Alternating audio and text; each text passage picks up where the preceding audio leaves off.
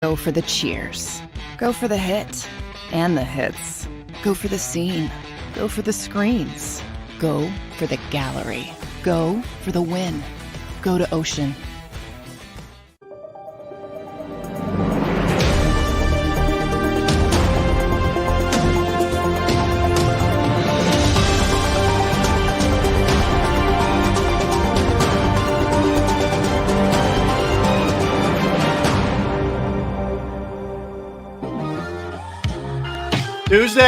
Tuesday. What is up, friends? How we doing? What's up, D-Gun's doing a Stevie Wonder. That's right. Hey, don't make fun of Stevie. Stevie was a musical genius. It was. Eddie Murphy. Stevie, don't make fun of Stevie. Stevie Wonder, a musical genius. Yeah, he did a good Stevie Wonder back in the day. That's for sure. Hey, first of all, yes, shout out to my boy Lane Johnson. I just texted him. Inducted into the Senior Bowl Hall of Fame. Shout out to Lane. And secondly, did you go through that storm last night? Yes. I mean, dude, I don't know about you. I had to close curtains and stuff, and I'm sitting on the couch, bro. I'm looking at lightning, and I'm hearing pow just all around me up at like 2:30 in the morning, man. Yeah. And I'm like, this is it. Armageddon is upon us. Well, I was on the air on WIP last night, and our studios overlook the Schuylkill River and the Schuylkill Trail and all that. So I'm looking out, like my back is usually to it, but periphery I can sort of see some stuff, and it was like, it was like the 4th of July, fireworks, and it was bad, and I usually don't even notice that stuff when I'm on the air, man, but it was bad. And then I'm driving home, and there are trees down like on main roads from the median. Trees had fallen over, and it was bad. I hope everybody's all right out there. Yeah, dude. I mean, at one point the wind picked up, and it was like, there's got to be a tornado somewhere nearby. I mean, for like about a good 5-10 minutes, because I had to go through like 4 different rainstorms last night. It was like raining sideways, then it would let up, then come back again. I'm like, my goodness, at least I don't have to water all my plants and vegetables for the next 3 or 4 days. Yeah, you don't need to worry about that. Yeah, there's plenty of hydration for our friends here. That's for sure. So Tone digs the rain. He's a rain guy. Truly enjoyed the storm. Rain is my thing. Okay. Tone tells me Tone was living in an apartment somewhere. See, in apartments, you don't worry about that stuff. See, nope. But you in a house, oh my goodness, is the furniture blowing away? What's going to tip over? All this. Matter of fact, we had water like raining down in my fireplace the other day when it was storming, and so my son-in-law's outside and said, "Hey, Derek, look up." So one of the pieces of the rain gutter has detached and is on an angle, so water's going down the gutter and going towards the chimney. Yeah, and it's coming down. So now I got one of my guys, a handyman guys, is coming out hopefully today or tomorrow. And just read the gutters have never been touched. The house was built in 1997, so it's about time. Between the snow and all the rain, it held up pretty well actually for that long a period of time. Yeah, I hear you. Yeah, I hear you. Say hi to all our friends. What's up, Christy? What's up, Adam? What's up, Gigi? JM. What is up, Fitness Rebel? What is up, Brendan? Our guy, Brendan. What's up, Tyler? What's up, everybody? If I missed anybody, I'm John. I'm sorry. But it's going fast and furious as it always is. So I hope you guys are doing great. We appreciate you hanging out. Good show today. We get Ben Davis coming up at 1:00. So that should be fun. But yeah, it was bad weather-wise last night, and it's one of those deals where like it could be loud. The pets get scared. It was nuts last night.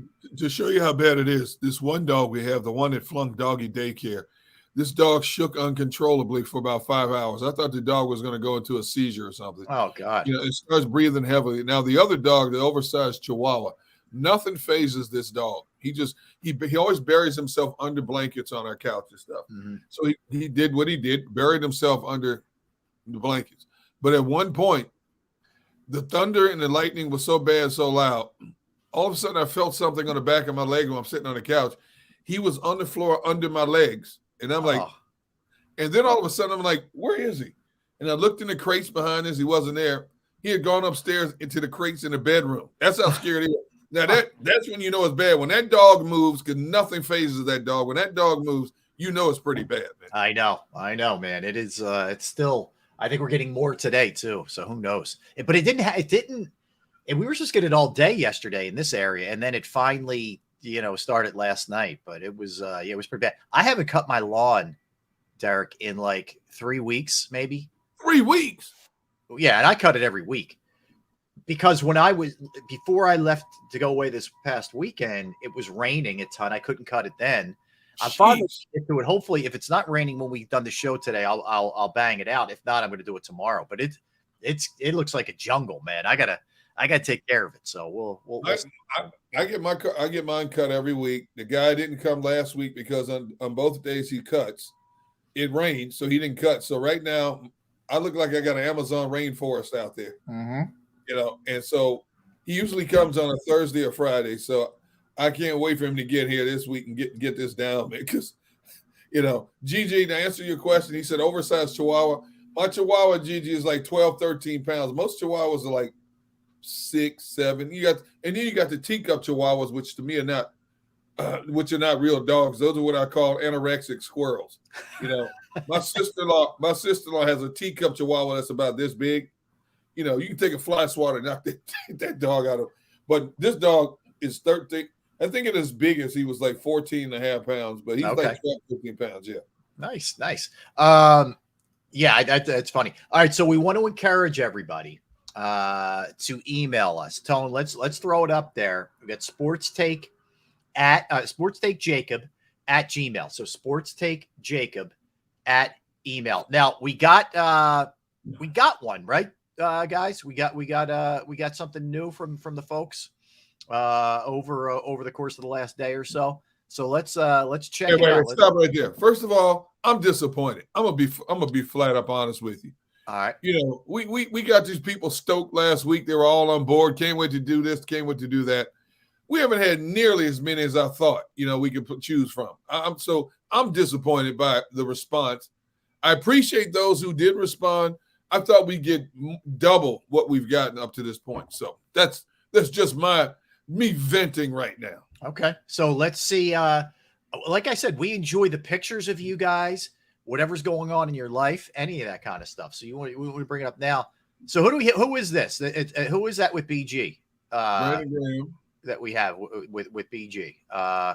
Who is that, Tone? Hit me up on private so I make sure I'm getting. Oh, I'm sorry. That's Michael Wright. Okay. Michael. So there's Michael with Brandon. He's got the Straight Out of Philly shirt on, representing. Good for you, Michael. That's a cool picture, man. I'm assuming that's maybe Michael's daughter or significant other. I don't know. Anyway, but good picture. That's a real good picture. And I'm not surprised BG doing his thing with the people. Brandon Graham could run for political office in this city if he wants to. Yeah, I believe that man's taking more pictures than any other athlete I can think of that's come through Philadelphia. I think you're right, man. You think about it.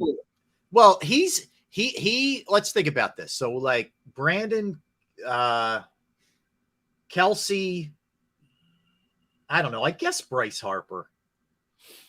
Who would fall into that category that like could run for office in Philadelphia? Kelsey would definitely win. Bryce Harper is Bryce Harper. Yeah, he's not. I don't know. He's great, but he's not. I don't know. I feel like he's that type. Like, he doesn't seem like he's one who's just a bold spokesman. I think he's very calculated in what he says. Yeah. And I don't know. I'm just saying based on his interviews, he says all the right things. I would agree with you. Brandon Graham, he don't care who you are, where you are, day and night, doesn't make a difference. He's out there smiling at people, talking to people. And Jason Kelsey, when I asked him the question last week, he said since this epic Super Bowl speech, it's opened up a whole new Jason Kelsey in terms of being out and about among the people. And now you see Kelsey's everywhere, man. He's got the event this week down at the shore. Yeah, and Seattle tomorrow. Speaking of which, did you see your guy? What's his name? Does the impersonations? Joe Coughlin. Did you see him doing something with Kelsey yesterday? It was last year. It was from last year. Oh, that was last year? Yeah, so they had a similar event last year down the shore, and Jason appeared with the morning show, and Conklin sat next to him and basically impersonated Jason Kelsey giving the speech. Yes. Mike Lombardi, all that stuff. Yeah. Conklin did that and Kelsey's just cracking up as he's doing it. Yeah, it was great. I just saw it yesterday. I thought it was from this week. No, that was last year. Okay. That was last year. So I'm sure they're going to do the same thing. At the same thing tomorrow. Yes, I saw the Twiz. I think it was Twiz put Brian Dawkins on there.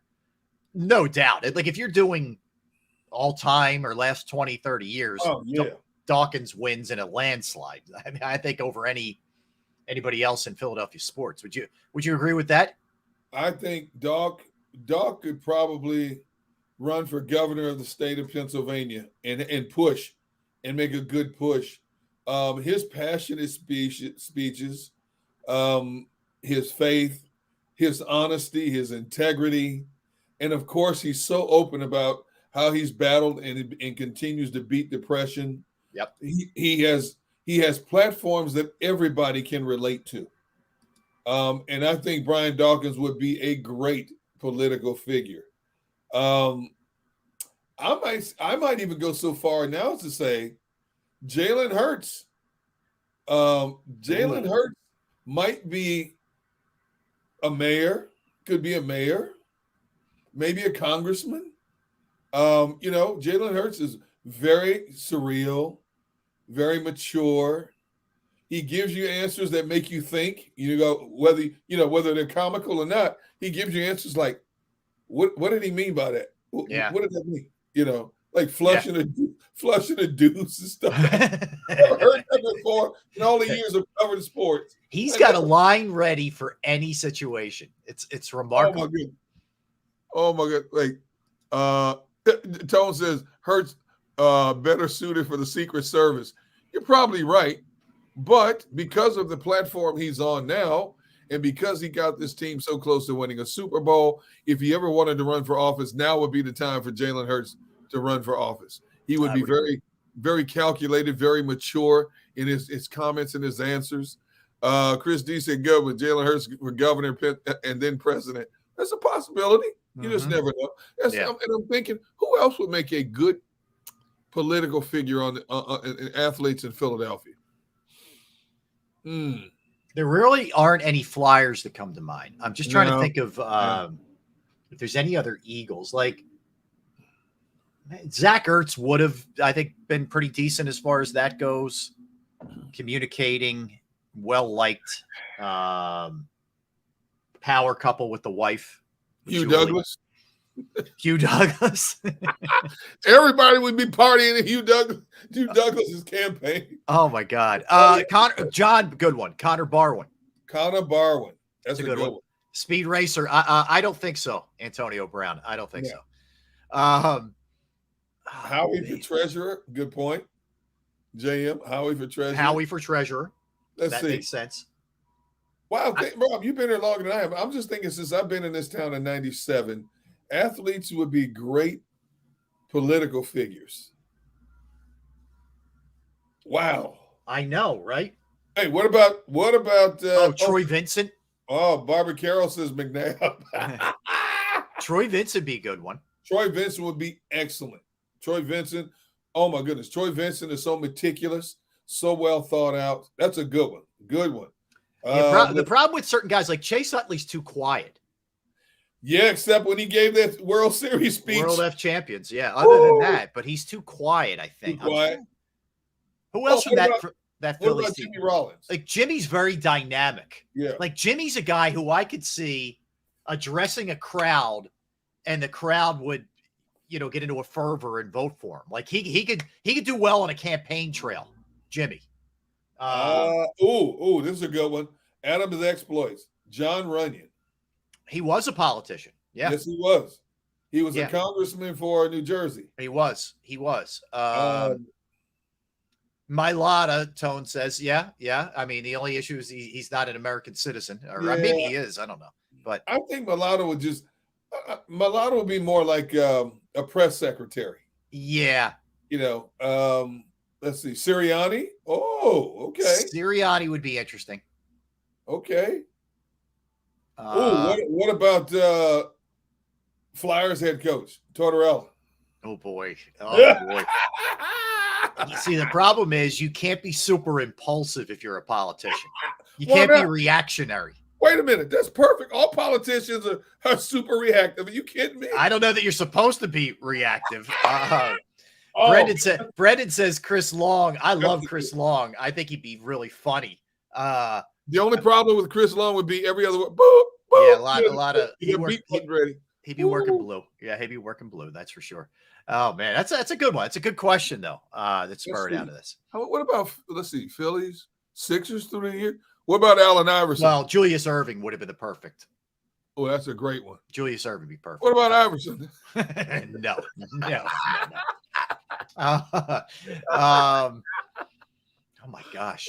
Back at Bobby Jones, maybe back in the day. I'm just trying to think of other guys who were there's a lot of good options. I wanted to hit you with this. We like to do our little Eagles question out of the shoot here. Oh, Corey Simon. He's a politician. Corey Simon is excellent. Good choice. Yeah. Good choice. Good choice, John. There's a lot of debate going into this year, Derek, of whether or not Jalen Hurts should not run as Mo Cheeks is a good one from Chris D.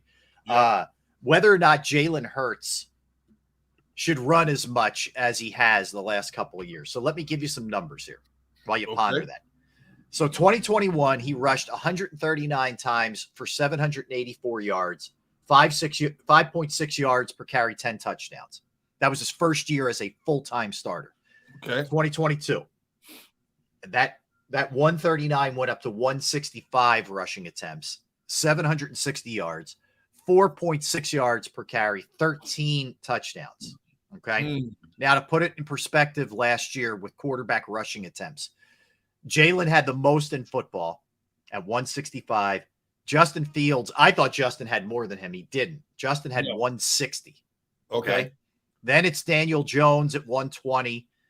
And then it's Lamar. Now, keep in mind, Lamar Jackson missed 5 games. If Lamar Jackson plays all of those games, he might have the most.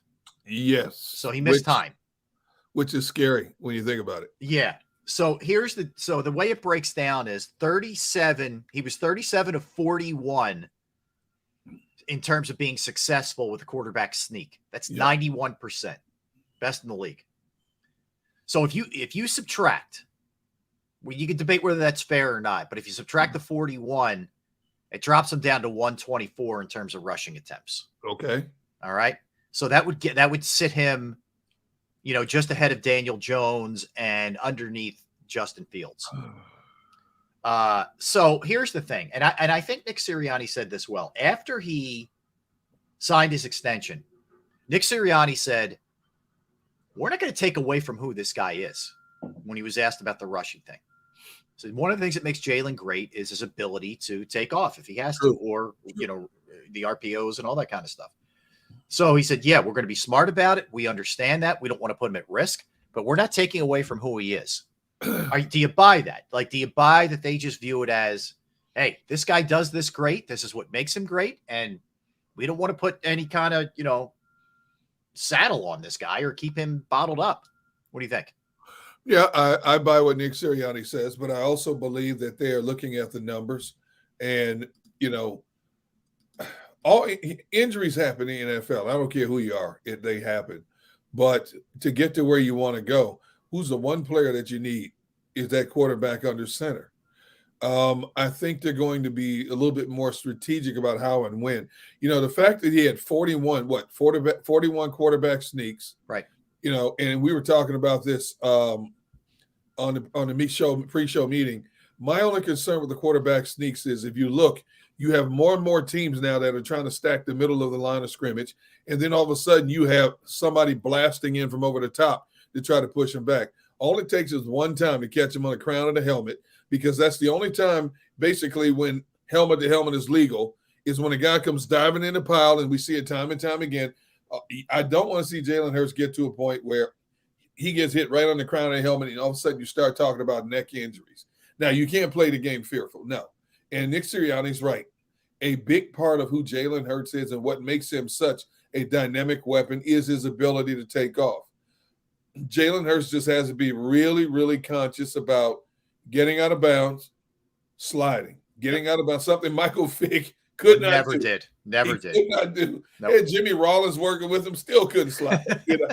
That's crazy. Like that, you can't teach a great athlete like Michael Vick to slide. Come on. Like, how does that? I mean, how does he not figure that? Anyway, all right. I don't want to get off on a Michael Vick rant, but yes. But I do think if you handcuff him too much, you're basically helping a defense. If they start seeing on film that Jalen is deliberately staying in the pocket more, patting the ball longer, all of a sudden you can start cheating people back in coverage a little bit more, trying to flood some of the zones that the Eagles killed you on, especially those slant routes. You have to keep a defense guessing at all times. Look at the year that Lamar Jackson won the league MVP in 2019. He ran the ball 176 times for over 1,200 yards. Set a record for quarterback rushing, 1,200 yards rushing in that season. But I also look at the last 2 years Lamar Jackson played. He's only played 12 games the last 2 seasons. Yeah. As he gets a little bit older, the injuries start to take their toll. People start to get those extra shots on him. So I would imagine maybe the next year or two, we're going to continue to see a similar Jalen Hurts. But as he continues to evolve into an elite quarterback, I think you're going to start seeing a reducing then. Right now, he's still young enough, 24, 25, to where it's a significant part of his game. Yeah. See, here's where I think it's going to go. I don't think they're going to do anything drastic or dramatic. I think it's going to be a gradual, as the seasons go on, you're just going to tamp it down a little bit. I think they're going to call less RPOs. You can still be very effective just handing the ball off. Right. But the other thing to keep in mind is I don't want this to turn into a Donovan McNabb thing where he almost solely went away from running. Right. For whatever reason, whether it was just injuries or I know Donovan didn't like having the label of being a running quarterback because there were racial implications there. He didn't like that. I know he didn't. I don't think that's a thing with Jalen. Like, I don't think he's thinking along those lines. I really don't. And I don't think people, honestly, I think we've gotten better at just looking at quarterbacks for who they are, not the color of their skin. I don't want to get an whole rant with that. Right. But anyway, I think that he's never going to become just a pocket guy, and nor do I ever want him to be a pocket guy. Okay. Right. I want him to utilize what he has. So I believe that it'll come down slightly, but I also know he's smart. He is not, you're right. He is not Michael Vick. No. He really reminds me a lot of Brian Westbrook in the sense that they don't get a ton of clean shots on him. Sometimes it happens. We saw it in Chicago last year and he hurt his shoulder. It does happen sometimes, but it's rare that he gets lit up. It's a lot of Russell Wilson early when he was able to get down and get out of bounds and all that. So I think it'll be dialed back somewhat, but I don't think it's going to be this major overhaul conscious decision. We're not letting this guy, run anymore. I really don't. See, Big Sill says if he plays those 2 games and plays healthy in the last game of the year, Hurts would have had 200 carries. That's awful dangerous for a $50 million quarterback. Dude won't last 10 years. There's some validity to that, But I'm saying I can see similarities between Hurts here and what they did with Lamar Jackson in Baltimore. Yeah. Because the guy was young, this athletic, dynamic player, they're going to run him. They're going to run him early in his career. You're right. $50 million quarterback. I want to see how, if any, because if Lamar Jackson had played those last 5 games, Lamar Jackson probably would have had well over 170 carries. Yes. For the season. And that's 2021 and 22. But his numbers, he had 133. Now, he only played 12 games. Think about this. Lamar Jackson played 12 games in 2021. And still had 133 carries. He played 12 games in 2022, and it dropped down to 112 carries. I believe he might have exceeded. He might have been close to 180 carries in 2021 and well over 160, 170 carries in 2022. But as he gets older, we talk about this all the time. You get older, it takes a little bit longer to heal. Injuries hurt a little bit longer. Your body doesn't react as quick as it did when you're this young. 22, 23-year-old, you have to be smarter as an organization. If you're paying a quarterback that kind of money, and if you project him as one of the elite quarterbacks in the game, you want that young man upright and breathing. You look at how he got hurt. It was a fluke injury in Chicago that Lamar Jackson got hurt. Dude landed on top of him on his shoulder, okay? Those things happen. It's not like he was trying to run over somebody. It's just he was going down. Somebody caught him at the right time. Let me throw one more thing in there, Derek. I think he's going to get better at reading defenses and be less apt to take off as time goes on. We forget he's 24, 25 years old. He's played 2 full seasons in the league. He's going to be more selective in when to take off. I think it's something that Lamar hasn't gotten a ton better at, frankly. And that's why he runs as much as he runs. Like, I think Jalen is already better at going through progressions than Lamar is. I agree. I would agree with that 100%. So I think that's another factor, is his ability to go through his reads and just get better and better and better at that. Look, that was one of the biggest knocks going into last year on him was can he read a defense? Can he go through his second and third progressions? And look at the strides that he made last year because the guy worked so hard. So I think that's a piece of this too. And look at how many times he's stuck in the pocket until somebody freed up, instead of just taking off and running like he did in his first full campaign in 21. That's a sign of progression and maturity in terms of being more of a complete quarterback. He was more patient. Instead of if his first option wasn't open in 21, all of a sudden got happy feet, took off. 2022, even though he had if you subtract the 41 quarterback sneaks from what he had in total runs, he stood in that pocket a lot longer, or he floated outside a lot more. And if there wasn't open, he would throw it away. He wasn't just trying to turn up the field and pick up extra. He would throw it away. Mm-hmm. That's a sign of maturity. That's what I'm saying. I can't see what his next level is this year. Nick Sirianni said in the offseason, we've got a lot more in store for Jalen this year. What could that possibly be when you think about the phenomenal season he had in 22? I can't wait to see it. I can't wait to see it either. And this is where it's going to be really fun to see what happens with, whether it's Sirianni's influence, whether it's Brian Johnson putting his own twist on things, whether it's Jalen going to them and saying, hey, I think we can do this. I think we can do that. I mean, I think he's very much a part of the when I say game plan, I don't mean he's going in there saying, hey, we got to do this against the Giants. I mean, right. I'm really comfortable here with this. I think this really works with AJ, or this works with Dallas Goedert, and we could do something. Like, I think that's all incorporated into it. Anytime you have a quarterback of his level. So yeah, I mean, all those things. I can't wait. This is why, I have to fight myself this time of year all the time to want to not fast forward the clock. You pointed out all the time. You love the summer, and I do too. But I also get into that football Jones where I'm like, whatever, 20-something days, let's go. And it's hard. It is hard for me. Not hard for you. It's hard for me. You start thinking about the weather change. All that nice warm weather will be soon behind you. That chill starts to set in. Yeah. Think about it. Just think about it. I know, man. I know. I trust me. I know. I get you. I got right you. Now, it's the eternal battle right here. Right now, you can go outside, get your exercise. People don't understand. Mowing the yard is exercise, man. That's a good exercise for you. And now that you got a jungle out there, it's going to take a little bit longer. What kind of mower do you have? Just a push. Yeah, regular. Oh push. Man, you may have to cut it in layers. Yeah, it's all right. I don't mind. I actually don't mind. I really yard work to me is not. It's not the same kind of. I don't like raking leaves. I don't like that. Let me be clear. I hate that. But I don't mind cutting or weed whacking. That stuff doesn't bother me, man. I don't know why. I don't mind doing it. I really don't. It's therapeutic, man. You know what? You're out there with nature, birds chirping, Yeah. Cars, horns honking. Yep. Nobody's bothering you, you know. And you're out there, you're being productive.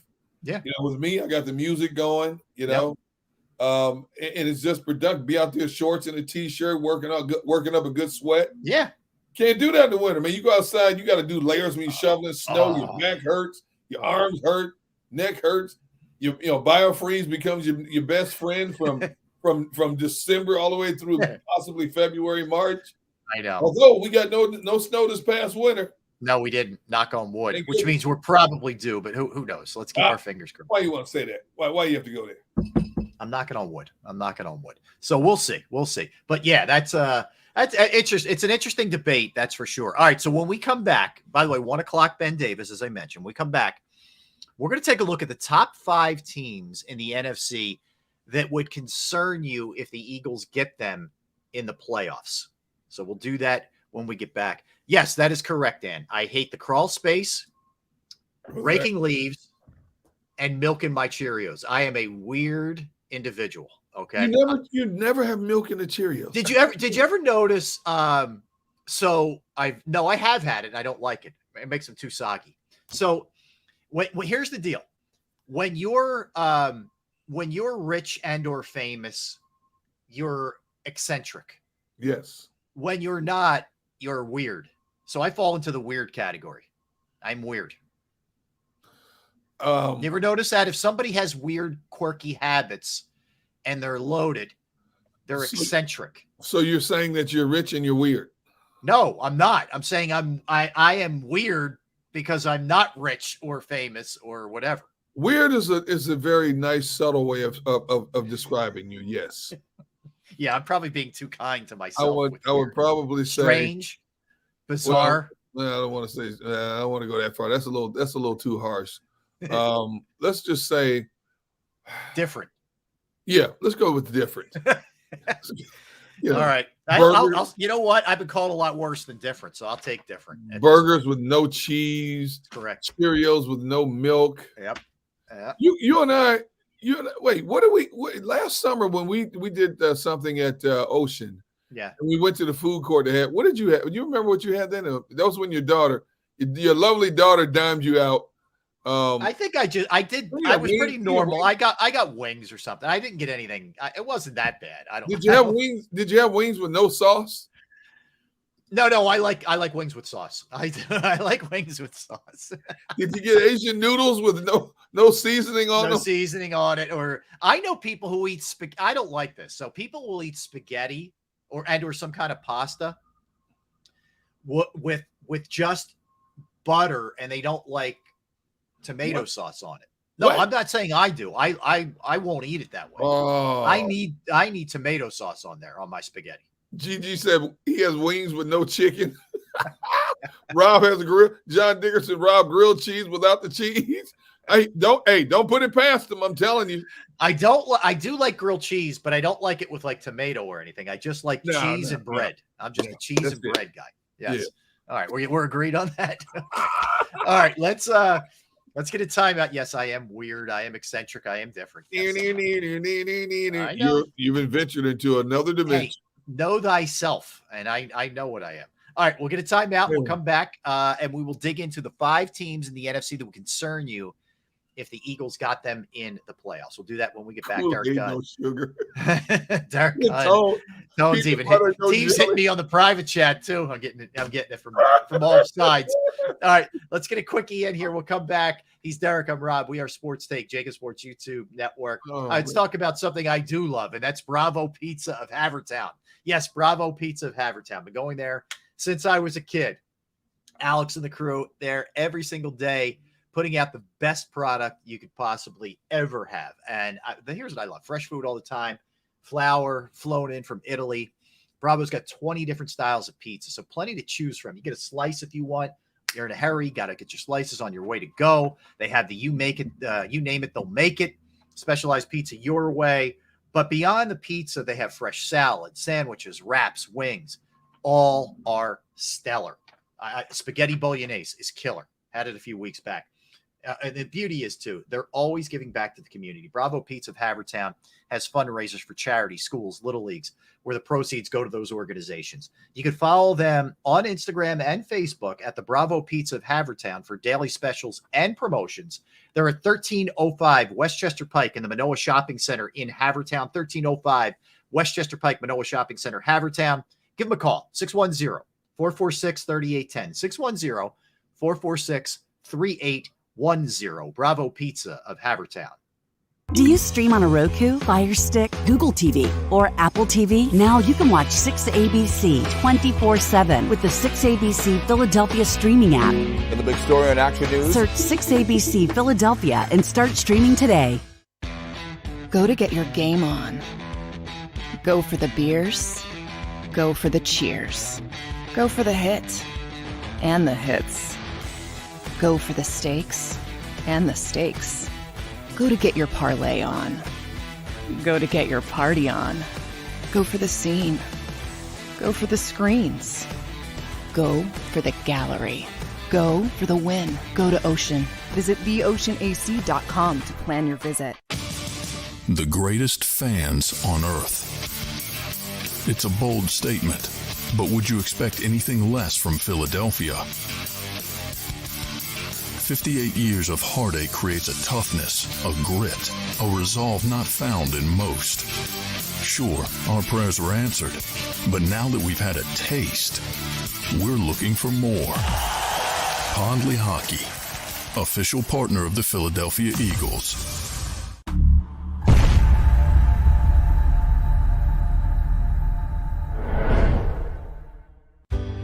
Go passionately.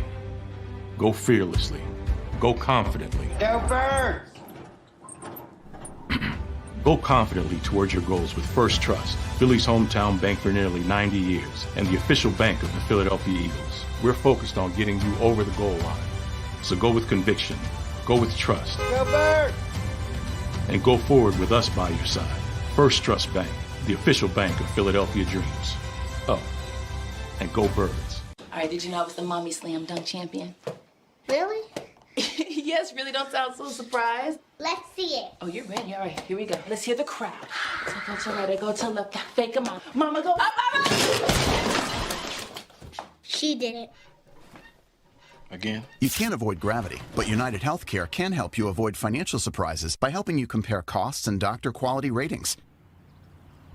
United Healthcare. Uh-huh.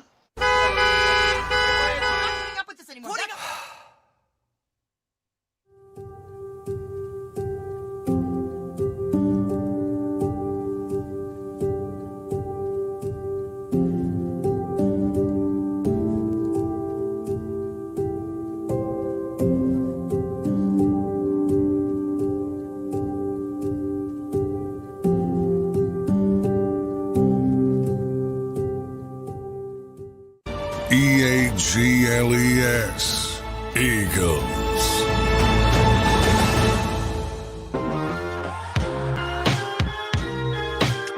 Thank you, everybody. Appreciate you hanging out with us. We're Sports Take, JAKIB Sports YouTube Network. Rob Ellis there, gun on this Tuesday, June 27th. Yeah, how about that? Saturday, right? Saturday will be July, gun. Dude, seriously? I know. This is flying by too fast, man. It goes too quick, for sure. There's no doubt about that. All right, let's keep the Eagles talk going. You posed this, what I thought was a great question in our pre-show meeting.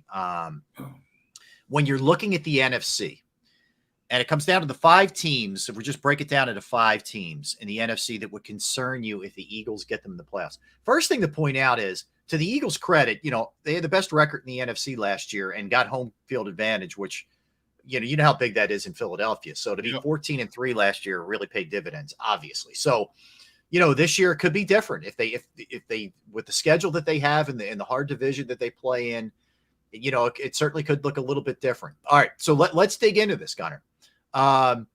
If I had to name 5, okay, here would be my order.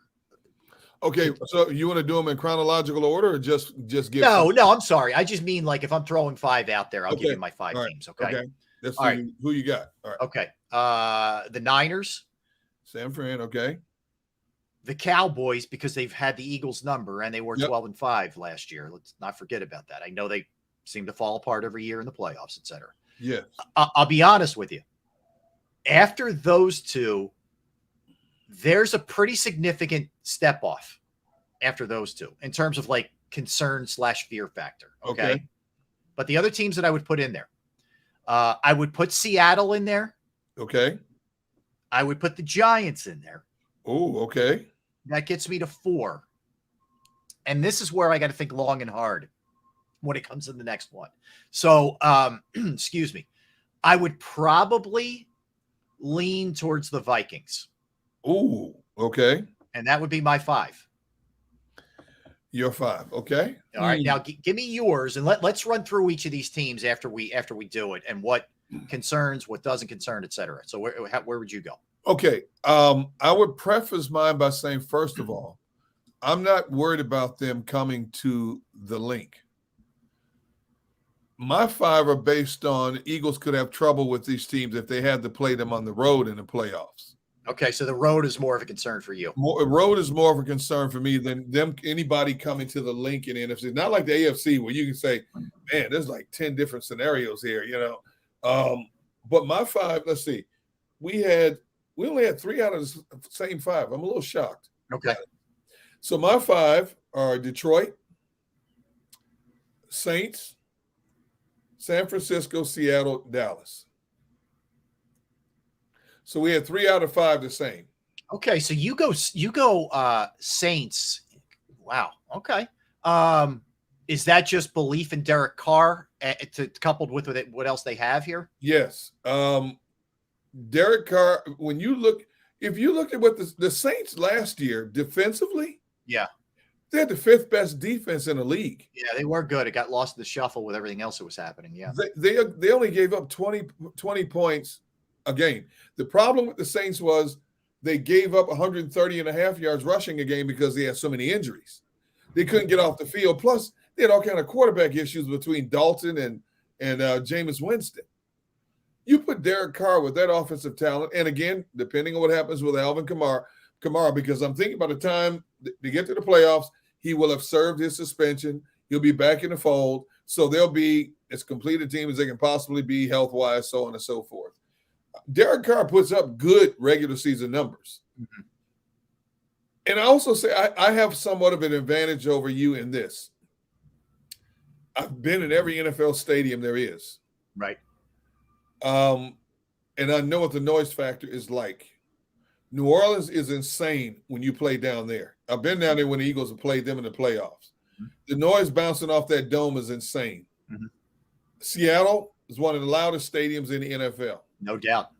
San Francisco is unbelievable as well. And, of course, Dallas is Dallas. But Detroit, I think, will be an interesting team on the road no matter who they play in the playoffs. I think at home in that dome, playing on their carpet, Detroit takes this game to a little bit different level. And I look at Detroit. Detroit averaged almost 27 points a game. They finished last year 8-2. Yep. They were on a roll last year, 8-2. In credit, they finished strong, even when they had to play for in that last game. Yep. If their defense wasn't ranked last in the league last year, Detroit would have been a shoe-in playoff team last year based on them offensively running the table.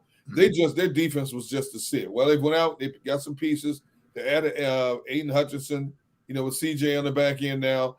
And Detroit's hungry because they won that last game of the season in Green Bay and still got bumped from the playoffs. They finished 9-8. Right. They're hungry now. They've got a taste of what success can be like. And that's why I've said since February, since the Super Bowl ended, Detroit, if we stacked up a list of teams, not the Eagles, but the 5 most watched teams that we'll keep close tabs on in 2023, Detroit is at the top of my list. Yeah. Well, let me say, I agree with you with Detroit in that I think they take that next step. I think they're ready. I think they've improved the defense. I think the offense is already very good. I think Dan Campbell can coach, and he's a motivator. Yes. I think they're a playoff team. If you're asking me if I'm concerned or have fear of them here or there, I don't. I think the Eagles beat them.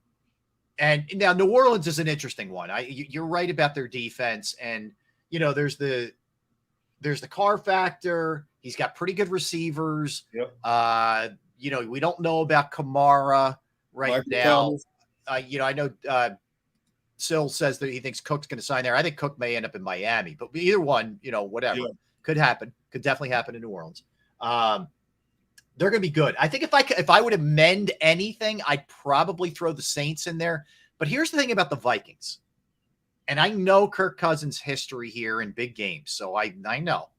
But if they have a really staunch defense this year with Brian Flores, they could be really a tough out. I agree 100%, but I refuse to admit it because of you know what. Because of your brother. For people who don't know, his brother's a Vikings fan. Yes, I know. But no, they could be a tough out. I mean, look, do you agree? I mean, once you get past, did you have Seattle in your list? I did. Okay. So once you get past San Fran, Dallas, and Seattle, I think there's a next tier after those three teams, especially San Fran and Dallas. I just think after Detroit, the team I'll be watching the most is New Orleans because of the addition of Derek Carr with the weapons they have down there. You know, New Orleans only scored 19 points a game last year. Oof. Because they had no quarterback there. Andy Dalton was shot. Yep. Well, they started the year with Jameis, and then that went out the window, and then even had Taysom Hill quarterback at one point. Yep. You know, so they had no quarterback. Now you have a guy who's a gunslinger. You know, say what you want to say about Derek Carr. Hasn't won a big game, but Derek Carr can get you there. And with the defensive personnel they have, see, Derek Carr never had a defense that really helped him out in Vegas and Oakland. He's got a defense down there in New Orleans now, and now he's got some really good weapons. He doesn't have Devontae Adams, but he's got some good weapons to throw to down there in New Orleans. Mm-hmm. When Kamara comes back, Alvin Kamara is one of the best Swiss Army knives. Catching the ball, I'm more afraid of Alvin Kamara catching the ball in open space than I am him running the ball. That's how good of a receiver he is. Yeah, it's not like he's going to lack weapons. I mean, Michael Thomas, you're right, is an X factor, whether or not he can come back. And Olave showed you last year what he is. I mean, yes. So there's weapons. I'd have to really dig into their offensive line to see if they're going to be able to protect him well enough and that kind of thing. But yeah, I mean, I said to you before, I think New Orleans, Atlanta's a little interesting to me. Yes. But I'm not worried about Atlanta here or there. I'm not either. This is not their year. Even though they spent an awful lot of money on defense, I think Atlanta's going to be a really fun team to watch. I don't think they're going to be much of a threat to anybody. Of course, then again, you know, it's funny. I was watching the NFL Network this time of year. It does a great job of showing all these great matchups from years gone by. Yeah. And remember that game Seattle played at home against New Orleans in 2010? When Marshawn Lynch had one of the greatest touchdown runs in the history of the NFL, a 67-yard run. He's pinballing off of people. Yeah. Well, New Orleans was the defending Super Bowl champions then, and they were a heavy favorite to go into Seattle. I believe Seattle had a losing record that year. Weren't they like 7-1 or something? 7-9, I think. 7 and Seattle beat them in a shootout. It was 41-34, something like that. Atlanta's that kind of team that's going to creep up on people, but I don't think they're ready yet. You got a first-year starting quarterback in a Ritter. You got some weapons. You know, you got a good running back in the draft. You fixed the defensive problems on paper. They're gonna be tough to deal with. I just don't think. No, I agree. They're not in this category yet. Yeah, I think they're going to be the team that we say, hey, nice step there. They took a nice step. Yeah. But all right, so let's dig into the two big boys here. Yep. Let's start with San Francisco. I think the only question you really have is, is Purdy going to be healthy? And we're assuming, I shouldn't probably assume that it's definitely going to be Purdy, but it looks like it. But is their quarterback play good enough, whether it's Purdy, Lance, or Darnold? Is that guy going to be able to get you to a Super Bowl and win a Super Bowl? But let's just dig into to get to a Super Bowl because, we're assuming these teams meet in the NFC Championship game or deep into the playoffs. That's really what it comes down to. They have everything else. They have the defensive line. They have Debo, Ayuk, Kittle, McCaffrey. I mean, there's a lot of weapons there on that side of the ball. Offensive line has some turnover. McGlinchey left. He went to Denver. That's a plus for them. No, I'm just saying there's going to be some new faces there. So, and the one other thing I would say is I think Kyle Shanahan's a very smart guy, and he's certainly an offensive wizard and all that. But I didn't think he had his best game in that NFC Championship game. I didn't think he coached very well. He blew it on a challenge when Devontae made that sick catch. that would have been overturned. Who knows what happens early if some of that stuff changes? And he's trying to block Reddick with a tight end. Like, come on. So they're the only questions I have, because there's a lot else on that team. I think their success rides on Purdy. Sam Darnold, no. Trey Lance, no. I think it rides on Purdy. And I think the only way the Niners can get to the Super Bowl is if they have that NFC Championship game in their backyard. Their best possibility is in their backyard with Purdy under center. Okay? Of the other two quarterbacks, no. I don't think they have a chance. Mm-hmm. But they have so much talent on both sides of the football. You look at what Shanahan did with Mr. Irrelevant, off the heap, the numbers he put up down the stretch just to get them in the playoffs and to help them win 13 games to finish the season 13-4. You go through three quarterbacks. That's like a death sentence for any team when you're down to a third quarterback. But the fact that they kept this machine rolling and it was efficient, and now Purdy's a year older, a year wider, if that arm's back to where it needs to be. He doesn't have a great deep arm, but they don't need a lot of deep passes the way they run all these crossing routes, jet sweeps, misdirection plays. Dank Burrito says Kyle's mad overrated.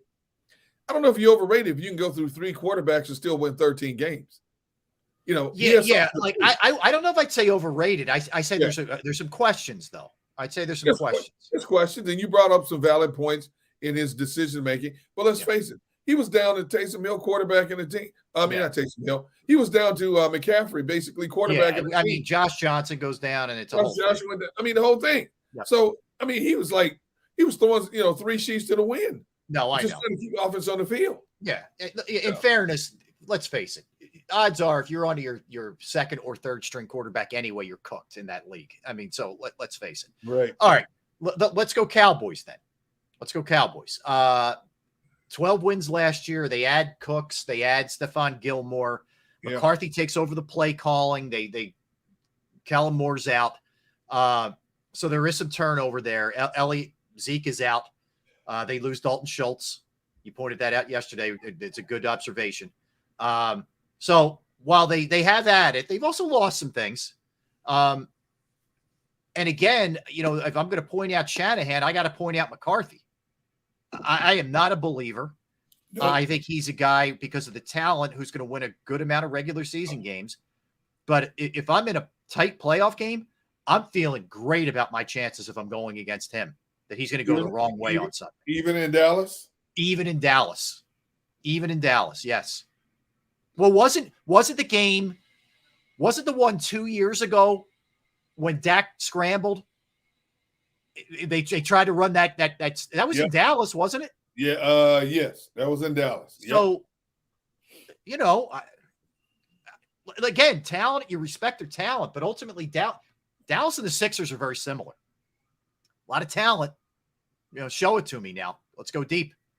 I just worry about Dak Prescott playing the Eagles on his turf. Yeah. Not in Philadelphia, but on his turf. Okay? Yep. The dude, I don't know why, how, or what, but you just mentioned the word Philadelphia Eagles to Dak Prescott, and all of a sudden he plays like a Pro Bowler. And and if you play that game in Dallas, I think it's a nail biter of a game. Yeah. Just like their game this past season was in Dallas. And of course, Jalen Hurts didn't play in that game. Right. I get that. But when these two get together down there, it's always a nail biter.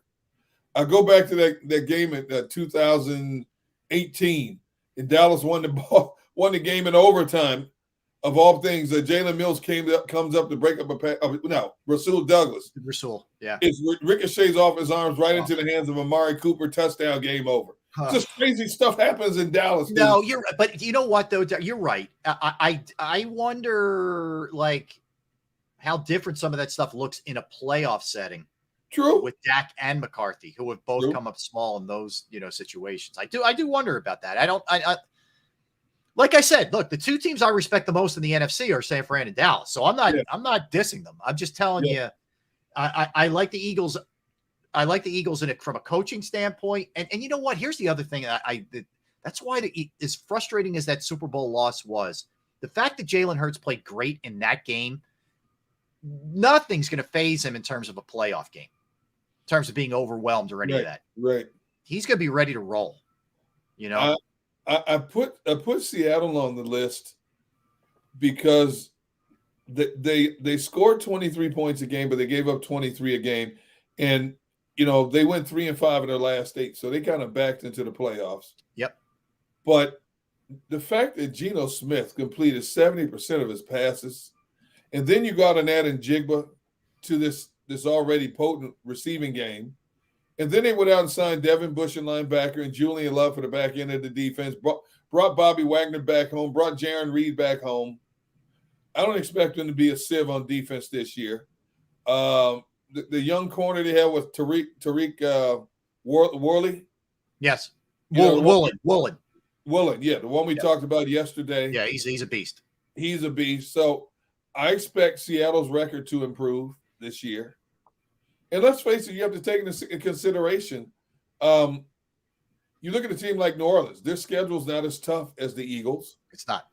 Nope. Dallas is very similar. Yep. The Niners, all they have to worry about in that division is Seattle. Yep. And Seattle has to worry about the Niners in that division. New Orleans is in the perfect division. Yeah. Not so tough. Detroit's wide open. The NFC North is wide open, I think. Big time. I think the amount of personnel that Minnesota let get out of there may come back to bite them until some of the other people get up to speed. But I have the utmost respect for Brian Flores as a defensive coordinator. I think that defense is going to be much better than it was under Ed Donatel. And you know me, how I feel about Kirk Cousins. Hall of Famer in the regular season, down the toilet bowl in the second season. Well said. Kirk Cousins will get you there. Yeah, he will. All right, let's get a timeout. Ben Davis is going to join us when we come back. We'll talk a little Phillies. We're going to get back to football, Derek. Our greatest series continues. We're going to do the Miami Dolphins today. This one was fun, man. I have 15 guys trying to squeeze them into 10. So we're going to talk about that. We're going to look at the best free agents that are still available in the NFL. We'll hit a lot of other odds and ends as well. And I'll give you a little Flyers news when we get back, because it looks like there's a trade happening. And you see that Pat Sajak retired from the Wheel of Fortune, right? Yeah. There is a new host. So I'll tell you who that is also. So we'll do all those. Is it Aaron Rodgers? No, was not your boy. So we'll do all that when we come back. Don't go anywhere. He's Derek Gunn. I'm Rob Ellis. We are Sports Take, JAKIB Sports YouTube Network. Let's talk about Jim Murray and Principal Financial Group. Look, knowing who to trust with your finances is a scary proposition, right? I'm right there with you, and I was for years, but I found the right person. I don't want you to have to go through that anymore. I want you to be, with someone that you can trust, and that's Jim Murray and Principal Financial Group. Whether it's retirement planning, your 401k review, an insurance review, you have a small business, you need help with employee benefits, that's another resource that Jim can help you with. I personally have entrusted my IRA, my 401k rollovers with Jim. I couldn't be any happier. You will be too. Give him a call, 610-996-4751, 610-996-4751. You can email him, murray.jim@principal.com. That's murray.jim@principal.com.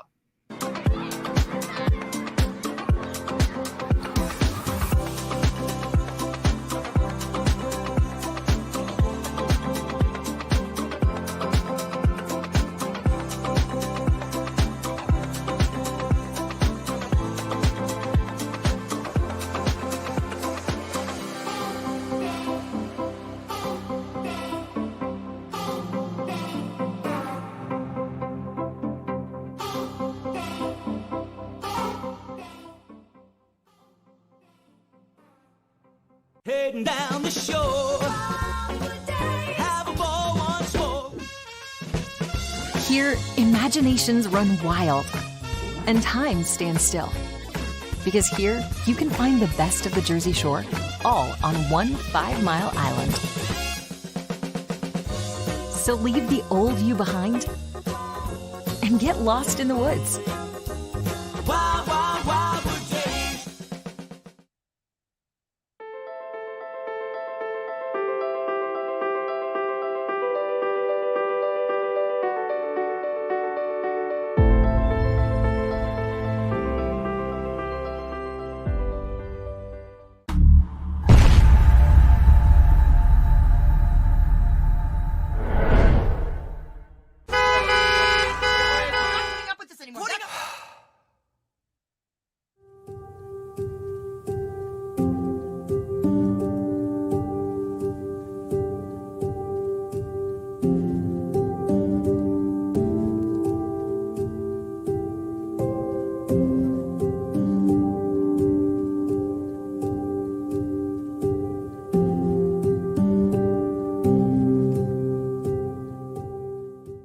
Score and save in southeastern PA and Delaware with Colony Pools this football season, and let the experts close your pool with a custom Merlin safety cover in green for the birds. And if you join our Winter Watch team, we'll give you another 20% off, and Colony Pools will handle it all. Keep your tiles on your pool, not in your pool. Fly with Colony right now, birds fans. Visit flywithcolony.com. Hi everybody, my name's Jason Lombardi. I'm an inspector at DryTech. At DryTech we offer 3 major services, the first one being basement waterproofing. The second service we offer is foundation and structural repairs. And then the third service that we offer is mold remediation. If you feel you are having a waterproofing issue, give DryTech a call or check us out online.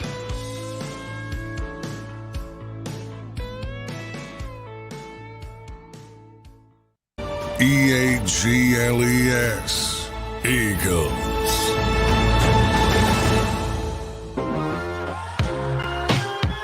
We are back, friends. Derek Gunn, Rob Ellis, Sports Take, JAKIB Sports YouTube Network. All right, Phillies back in action tonight. I don't like the off night. I know it's good for the players. I get it. It's 162. I don't like the off night, okay? Why not? No, because I need baseball. I need my fix every You night. You can't run these guys in the ground, man. They need a breather. Look, not my problem, pal. It's about my entertainment. No, I'm kidding. I'm kidding. All right, let's welcome him in. Our What is guy. wrong with you? We haven't talked to Ben Davis in a minute. There he is. What's happening, Big Irish? Hello, how we doing, boys? Now, What's up, man? So Ben, correct me if I'm wrong. So you are, what do you have going on? A hoops tournament for one of the girls? What's happening?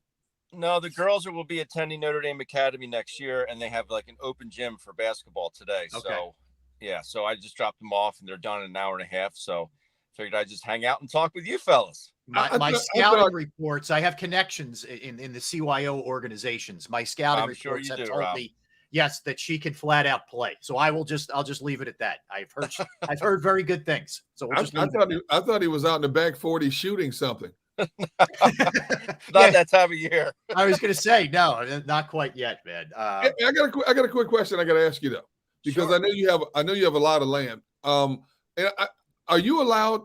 I know you have seasons for deer and stuff like that, but if it's on your land, are you allowed to shoot anything you want because it's your private land?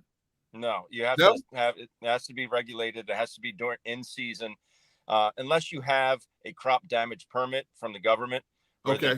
your crops are getting damaged, then you can do it year round. But I don't have one of those personally. Okay. Now, are you? I know you're a hunter, Ben. Are you a fisherman too? I am. I love to fish. My son really has the bug badly. He loves to fish.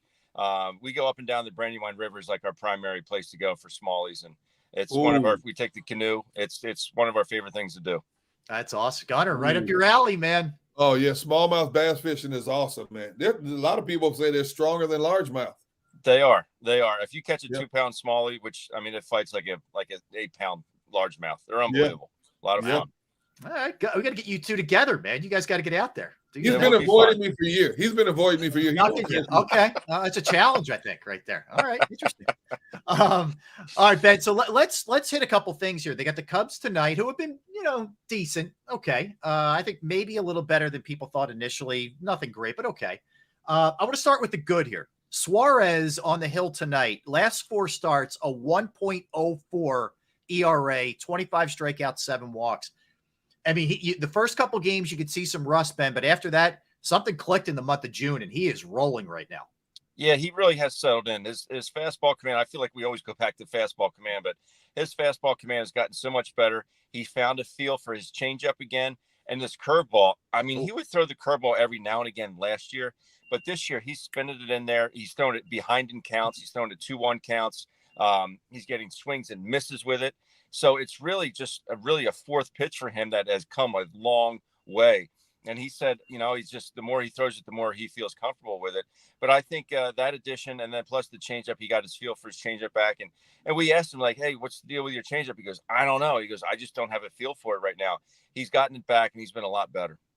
I'm so glad you said that, because if you look at his last 2 starts in particular, look at how many batters got called out looking at a third strike, because his breaking pitches has been snapping off the table and so efficient corner to corner. his fastball's not overpowering, but because they're looking for that breaking pitch when it's so efficient like that, man, I tell you what, he's had a lot of hitters baffled over the last couple of games.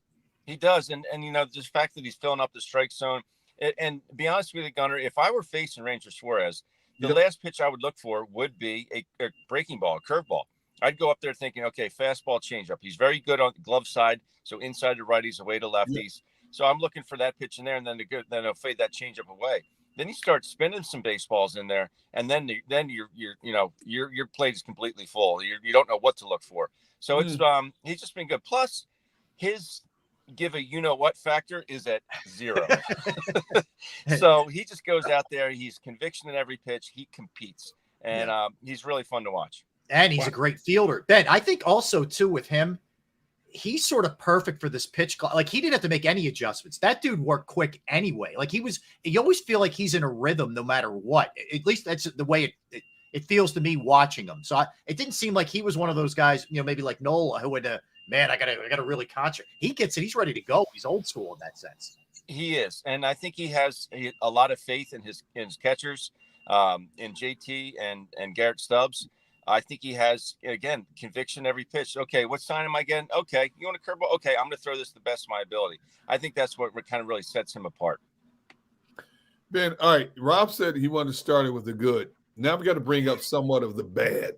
Okay. And I don't know how I can view this as bad, but coming out of that Mets series, they finally beat the Mets in a series for the first time since September of 2021. Mm-hmm. But all I heard coming out of that Mets series, and I felt the same way, was they didn't beat the Mets. The Mets gave them that series. Yeah, and I don't care how you win the game. But I can't remember the last time when people have felt bad about coming out of a series win like this one. Am I right or wrong? Yeah, I think you're right, but the fact is that a win is a win, and against a team in your division, because they're only playing them 13 times this year. That's not like 19 times in years past. So you have to take advantage of those opportunities. I think people are saying that, Gunner, because the fashion and the way it was done. Was it 3 walks, 1 hit, 2 hit batters? It wasn't big league baseball, and I felt like I was watching my 8-year-old play, and that's how sloppy it was. But I think that's the fashion, the manner in which they won, I think, is why people are really saying that, because it was ugly. It was pathetic. It was almost unwatchable. But the bottom line is, hey, listen, the Phillies have given games away like that. We saw it last year when they lost a 7-run lead to the Mets here at home. So it does happen. Fortunately, it happened in the Phillies' favor for this one. But, they finally got a series win and got the monkey off their back. Ben, as somebody who played the game, I don't know what the answer is to this, but we know it's been a struggle all year with runners in scoring position. Can a manager or a hitting coach give you the just come on, guys? Because that just makes it worse, doesn't it? I mean, aren't you squeezing tighter if that's the case? How do you approach it when you know it's an issue, but you also don't want to hammer these guys with it where they're up there subconsciously, constantly thinking about it? Yeah, I mean, it's one of those things where I think the more you press, the worse you get. And I think that's where they are collectively as a team right now. It's almost like they're squeezing the sawdust out of the bat. They're trying to do too much. They come up second and third. We saw the other day, they had bases loaded, nobody out, they got 1 run. Yeah. So it's almost like they're going up there trying to hit a grand slam. Dude, I'll just take a single up the middle. That's a single the other way. That's all I'm looking for. Keep the line moving. It just seems they're looking for that ultra mega big blow. And instead of just, worried about hitting a single, putting a ball in play, things along those lines. So I think it is one of those things where everyone's trying to, and I think that's part of Bryce Harper's struggles, the fact that he's trying to carry the team. He's trying to do too much. He's trying to hit the 6-run homer. It's not possible. Just go up there and get your RBIs and stay within yourself. I just don't see them staying within themselves right now. One thing they really did on that other road trip when they went out to Arizona and to Oakland is they stayed in the middle of the field. They fouled a lot of pitches off. They didn't strike out a whole lot. That's something we didn't see in the homestand here. Ben, I'm glad you brought up the aspect of guys pressing at the plate. And we've talked about Harper swinging at pitches we're not accustomed to seeing him swing at. Who are some of the other guys in your estimation who are really out of character at the plate, so to speak? JT is one of them. And Okay. I looked at his stats the other day in the post-game show. He's hitting 323 on the road with 7 homers. He's hitting 168 at home with 1 homer. Wow. So that, I mean, those are drastic numbers. So I think he's just gets in funks where that he's got so much movement with that leg kick. And Kevin Long tries to simplify a lot of things. And we know that Trey Turner's now in slight form of a leg kick, but he likes to simplify things. That's what I like. I don't like a whole lot of movement, whether you're hitting or pitching. I just don't like a whole lot of movement. But JT's just got that giant leg kick. And if he doesn't get that foot down on time, then he's not going to be successful. And I think, sometimes he gets way out in front, he starts flailing at balls as well. But I think, he's one of those guys. We've seen Marsh. He had a very good homestand. He's been pretty hot. And Castellanos is stayed, he's been unbelievable the entire course of the season. I really do hope that the fans vote him in for the All-Star break or All-Star game because he deserves it. But I think Kyle Schwarber right now is in a funk. He's not hitting the fastball. That's something that kind of worries me a little bit, and he's been striking out a lot as well. I think Turner's just about ready to turn the corner, and Bryce Harper I think he's just too over anxious. I mean, he swings at pretty much every pitch up there, and you look up there, it's 0-2 or 1-2 every time up. So I'd like to see him stay within himself a little bit more, maybe see a few more pitches as opposed to just go up there and thinking you can hit everything. It's one thing to think you can hit everything, and that's great, but it's you want to swing at your strike. You don't want to swing at the pitcher's strike. How, Ben, in terms of specifically with Harper with the power, I view it as he came back really early from a very serious injury. I know you went through Tommy John. You can speak to this very well. I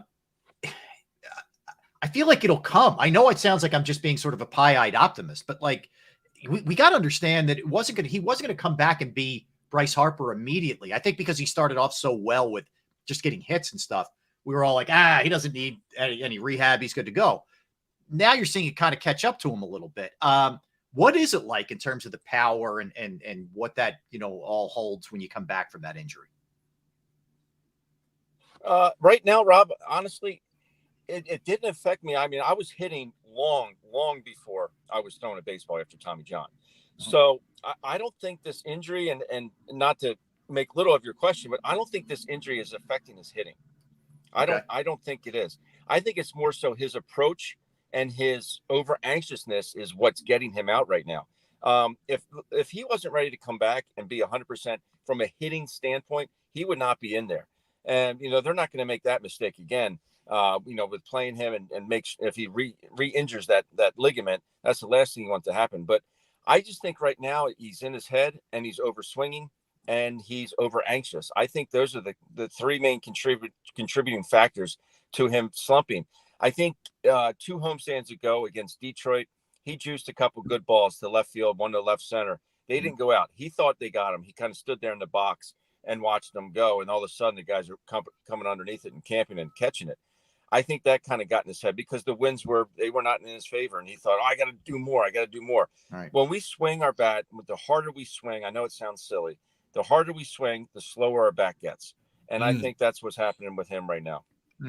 Do you honestly think we're on the cusp of seeing Harper play first base and moving Schwarber to DH? You think that's a possibility? I don't see it happening. I know he's been working there. If anyone could do it, I think Bryce Harper could do it. I just don't see it happening. I think that the sooner they can get him in the outfield, the better, and maybe possibly have him play left field. Castellanos is playing a great right field, but I think they want to limit the throws as much as possible. Maybe have the cutoff men go out a little bit deeper to receive throws from Bryce Harper. That could be a possibility. So, but I think this team is best suited if they were to get Schwarber as everyday DH and get Bryce back out to the outfield. Okay, so that's where I was going to go with you next, Ben. We still have about a month and change here, but greatest need in your estimation, if you're doing that, let's say it would be Harper and left if that were to happen, would you go after a first baseman? There's a lot of some Goldschmidt chatter out there. I was thinking more in terms of a left fielder. If Harper played first, then you just DH Schwarber, or you can always go pitching. I mean, that spot is still up in the air. What direction would you go there in terms of a trade? I'm always going to go pitching. This fifth spot mystery has just been an enigma the entire season. They need to remedy this. Christopher Sanchez, is he the answer? I don't think he is. He's pitched okay in that role in his 2 starts that he's had. Having said that, one was against the A's, and no offense to the A's, but that pretty much is a Double-A lineup. Yeah. It's just not a very competitive one. I thought he handled himself okay the other day against the Mets.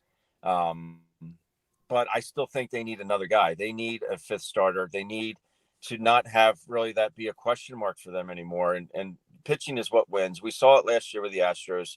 They were so dominant. I think someone like a Goldschmidt is going to cost you entirely too much. I know they're going to want Andrew Painter in that. And I saw Painter. He's my number 1 untouchable for the Phils right now. And I think if you were to try and go acquire Goldschmidt, I'm sure they would want Painter in that deal. And that would be a no-go for me. Yep. How surprised are you that we're still looking at this Phillies team with a lot of question marks at this stage of a season? Now, they're 3 games over 500. Thank goodness.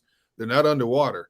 But this is not where we thought they would be record-wise at this point. Even with the injury, they still – how surprised are you that we're still talking about – we don't really know what this Phillies team is or isn't as we approach July now? I'm very surprised, to be honest with you, Gunnar. I just thought this ball club would hit baseballs all over the place. I thought they would average – I thought they would average 5 runs a game, and we're just not seeing that. And have games where they, put a 12 spot up. I just thought it was going to be like a softball team that just go out there and just whoop up on somebody on a daily basis. We just haven't seen that. It's been too consistently inconsistent from an offensive standpoint. So from that aspect, you know what? I am a little surprised that we are talking in this fashion because I just thought they were going to go whack the ball all over the yard and dominate people. It just hasn't been that way. Yeah, I'm surprised too. But if you look at, and I get it, Bryce was out. He's still not equivalent power back. They don't have Hoskins, but you only have 1 guy double-digit home runs right now, and that's Schwarber. That's it. I mean, that ain't going to cut. They're 21st in Major League Baseball in home runs. Right, and unless you're, like Alec Boehm only has a handful, but the dude has 47 RBIs. He's on pace for 100. I'm always the guy that says, listen, you can get me a guy that hits for a pretty decent average, but I want on my team the RBI guy. He is the uber important guy in my lineup every day. That's what I know. Manny Ramirez was a great average guy, but my God, he could drive a runner. If there's a runner on second base with 2 outs, you put all your eggs in one basket and say, man, he's going to drive him in. You look at someone like some guys in the past that they were just, like a Ryan Howard. You always knew that Ryan Howard, for the most part, was going to drive these guys in. It just hasn't been that way. And unless you're hitting the ball out of the ballpark, you got to find other ways to score. Hit me a double, those things. And you got to hit with runners in scoring position with 2 outs. We just haven't seen it this year. I just thought these guys were going to bop a lot of home runs, score a lot of runs, and just kind of, free float their way through victories day in and day out. Again, it just hasn't been that way. Well, I'm very look, Ben, I'm in the fool me once, shame on you, fool me like 14 times, shame on me with Trey Turner. Are you seeing something different here? Because there have been several times where I'm like, this is the game. This will be the launching pad. And I know he had a really good last game as well. I don't know what to make of him, man, at this point, honestly. Well, he said he found something in his balance and the fact that he spread out a little bit more. Now he's got this modified leg kick. He said one swing kind of just really set him apart in that home run that he hit the other day. Is it going to be that way? I mean, he's going to turn it around. He's just too darn good of a player. And let's not forget the fact that he's in a big city. When he got traded to LA, there wasn't really a whole lot of pressure on him. He was still under the old contract of the Nats. And he goes out there. Then he signs an 11-year, $300 million deal. I don't care what marketing you're want to make sure that these fans know that I'm worthy of every penny. He's a human being. He has feelings. He wants to impress everybody. He wants to show how good he is. I think when the season's over, he's going to be at least a 285 batting average. That's the way I feel.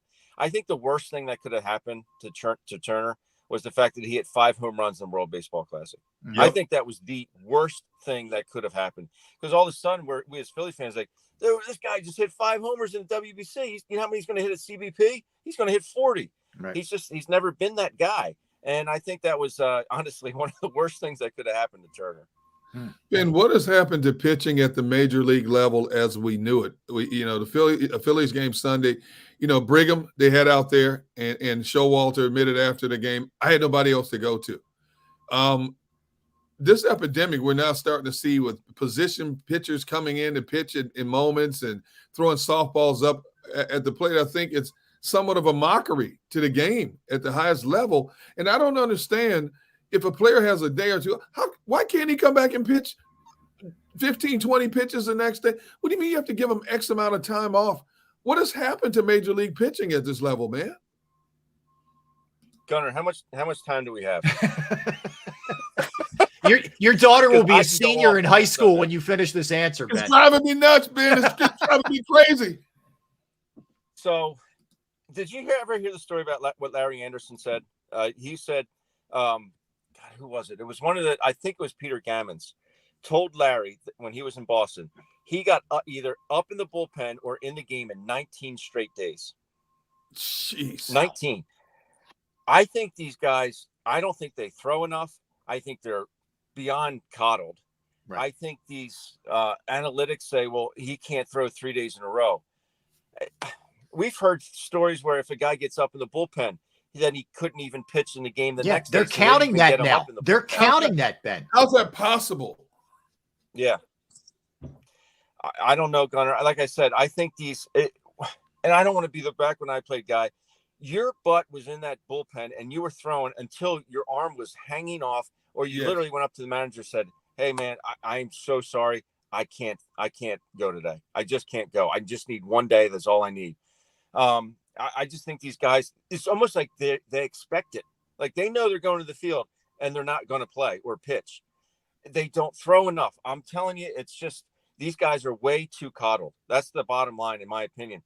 Why do you think all these guys are getting hurt? These guys come up because it's all about velo. How hard can you throw? We're not seeing longevity out of bullpen pieces anymore. No. We're not seeing the days of Craig Kimbrell getting 400 saves and pitching into his mid-30s. It ain't going to happen anymore because these guys are all going to be burnt out. They're going to have multiple surgeries, and they're going to be they might get service time because they're going to be on the IL for 2 years because all these different surgeries. It's just one thing that they just don't get it. That at some point it has to come back to the middle where, you know what, I don't care that I threw 2 days in a row. Skipper, you need me, I'm in there. If you think I'm the best option and I believe I'm the best option, then you better put me in there. I just don't see that out of guys anymore, and it's coming from the top. I guess I guess it's coming from the top, but it's something I think that needs to change because otherwise we're going to end up with debacles. Yeah, we're going to end up with debacles like we had the other day on Sunday in New York or against New York, and these guys coming in the game, they have no business being in there. Is this something that was implemented into the latest Players Association and collective bargaining agreement? You know, kind of like the NFL backing off on practice sessions and how many reps you can go and think. You know, I'm listening to what you're saying about they're not throwing enough. You have spring training. You know, these guys are in better shape physically than they were back then when you had Nolan Ryan throwing 800,000 pitches in a season, guys like that. So what is it about these guys, man? You said coddle. Is it mandated from top to bottom? Look, I need these guys to back off. You're paying them more money than they've ever seen before in the history of the game, but you're throwing them less? It makes no sense. Yeah, I don't get it. And the other thing is, like, if you don't think you can pitch in the game, or maybe you say you can pitch in the game, well, I don't want to see you down on the line at 3:00 playing burnout with your partner and then playing long toss, and then all of a sudden you can't pitch that night, but you still have to get your throwing routine in. I'd rather you pitch in the game than pitch and do all this other stuff at 3:00 in the afternoon when the seats aren't filled. That's what I would rather see happen. But yet they feel they still have to get the throwing program in. No, make sure you're ready for the game. That's when I need you. I don't need you to play burnout with your partner at 3:00 in the afternoon. Yeah. Ben, last one from me. How real are the Marlins? They're real. And everyone thought I was crazy in spring training when I said, watch out for the fish. And they're like, yeah, okay. Yeah. When you have a starting rotation And Alcantara hasn't done anything. He's got an ERA at 5 or whatever it is. Yes. He's done nothing. The reigning National League Cy Young Award winner. He's been terrible. But their starting pitching is exceptional. Arise is hitting 400. And this is Gene Segura's hitting under 200. But they're finding ways to win. Their numbers in one-run ball games are off the charts. They're finding ways to win. I think they really enjoy their new manager. He's handling that club extremely well. But it all comes down to pitching. It's not just their starters. Their bullpen's good as well. They're not going to wow you with the long ball, but they find ways to score. And again, having a guy that's a pure hitter, I mean, it's so fun to watch Luis Arise hit every day. Yes. We've gotten so far away from that. See, I had the privilege of playing for 4 years with Tony Gwynn, and watching that man hit and be a pure hitter, it gave me chill bumps just to watch him. And now it's all launch angle and hitting home runs. I mean, there's 3 outcomes: a walk, a homer, or a strikeout. That's not fun to watch. Watching Luis Arise hit, that's fun for me. I think it's fun for a lot of people. Instead of watching him walk back to the dugout with his tail between his legs because he just struck out, it's nice to see him go 5 for 5, which he's done, I think, 3 times in the month of June, which is ridiculous. So he's got 111 hits already, Ben, and he's only struck out 15 times in 278 plate appearances. That's unbelievable. Yeah. Yeah. You put balls in play, good things happen. And nowadays the strikeout is just another way to make an out. When I struck out, I was embarrassed because that means that son of a gun got the best of me. And you know what? And I struck out a lot, and I hated every one of them. At no point in my career did I ever say, it's just another out. No, I was embarrassed. Guys don't look at it this way anymore. Interesting. Man, great stuff, man. Appreciate it. Now, what do we have? What do we have? We in the we on the studio tonight? What are we doing? What do we got? Yeah, back in the studio. We go on at 7:30 for the pregame show. Game starts at 8, so hopefully the weather cooperates at Wrigley, which you never know what you're going to get out there. Right. But they got 3 night games, and then that's about it. Yeah, that's about it. Good. All right. Well, enjoy the hoops. If you sneak in there to check out what's going on, enjoy it. If I'm going to Wawa. You're going to Wawa. We're holding you up from Wawa. You got to go, man. All right, Ben, we appreciate it, man. Thanks for a couple minutes, bud. I appreciate it. Thanks, brother. Guys. Great seeing you boys. All right, all good. Gunnar, that was a great question. And you could hear how passionate Ben is about that. About that subject. And and I don't think he came off like the old man screaming on the lawn. I mean, I think there's a lot of valid points made, with the equivalent with the arms, the approach at the plate, and he's a guy who played the game, and he's fed up watching what he's seeing here. This is driving me nuts, Rob. And I've watched, and every now and then, because you have so many channels now and so much access to a lot of different baseball entities. Yeah, it's like every week I pop on, you got a position player coming out now to throw in the latter stages of a game because you don't have enough arms. And I'm like, wait a minute. Mm-hmm. You have 10, 11, 12 pitchers on the staff, and nobody can come out and get you an out to stop the bleeding? And that's why you go back to that game Sunday against the Mets. They gave the Phillies that game.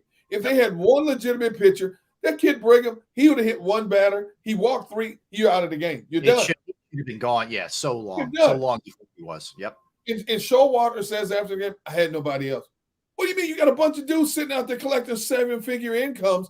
You can't ask one of them to get off their butts on a day of rest and throw 15, 20 pitches? You know what it was like, Derek? Last Tuesday, a week ago today, all right, the Phillies are playing the Braves in game 1 of that series. There were 3 guys unavailable coming off a day off. I'm saying to myself, you're playing the Braves, man. And you got Alvarado and I forget who else. Well, like 2 or 3 big boys unavailable to pitch.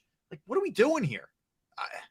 Expand the rosters and bring more arms up. Yeah, it's bad. It's bad. All right, let me pass this along to you. So the Flyers have made a trade. They have traded Kevin Hayes to St. Louis. Okay. And the Flyers will be eating 50% of his salary. He's got 3 years left. Yeah, 3 years left on his deal. And what they get in return is a 6th round pick. What? That's it? That's it. Why make the trade? My guess is it's more about, clearing cap space than anything else. But yeah, I mean, it's interesting. He's gone. You know, a 2024 sixth rounder is what they got.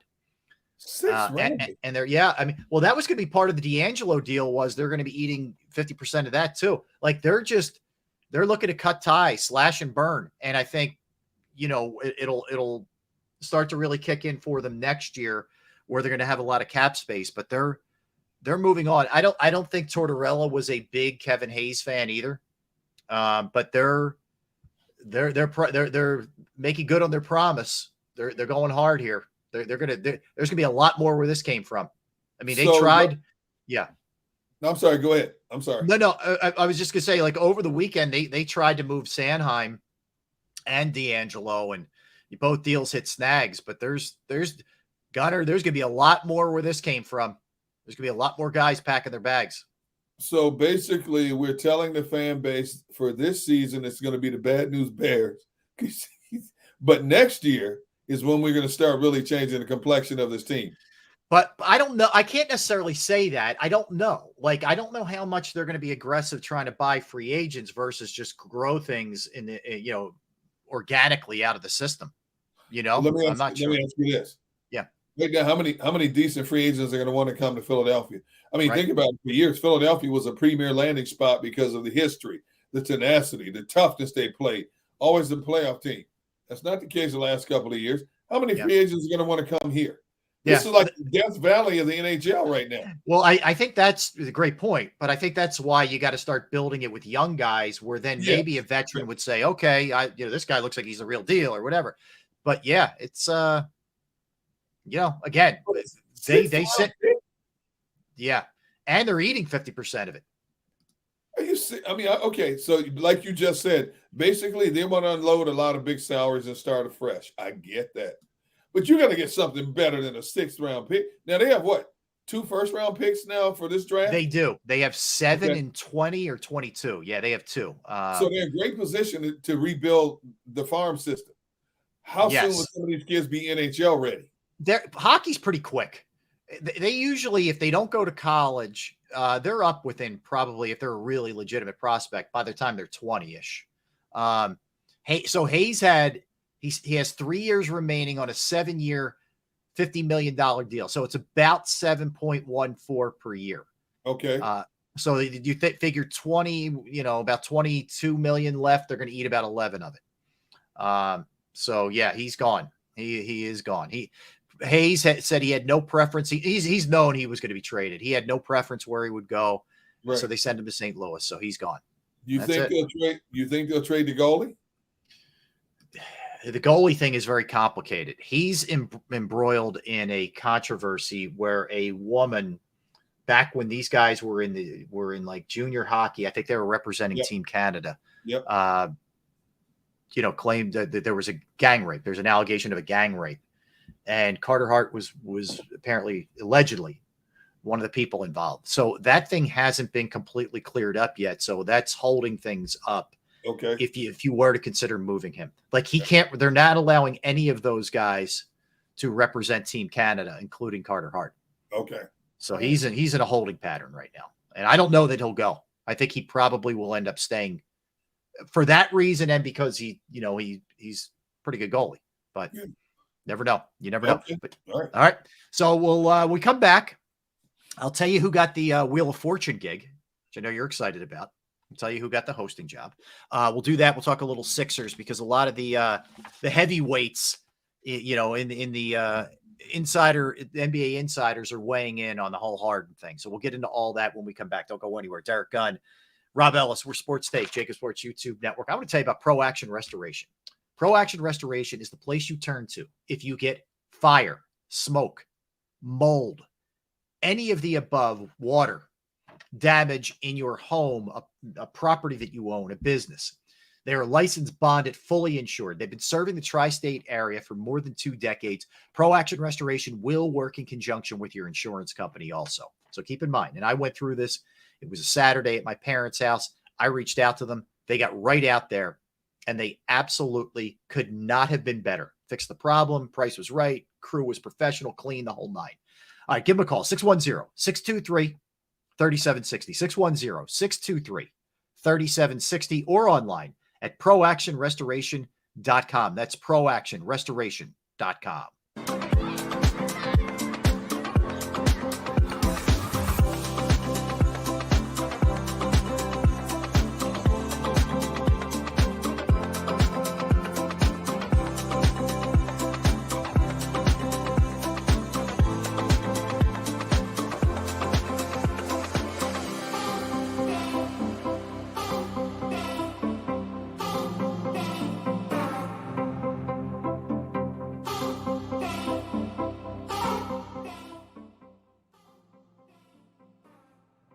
Heading down the shore. Have a ball once more. Here, imaginations run wild and time stands still. Because here, you can find the best of the Jersey Shore, all on one 5-mile island. So leave the old you behind and get lost in the woods. Wild, wild, wildwood days.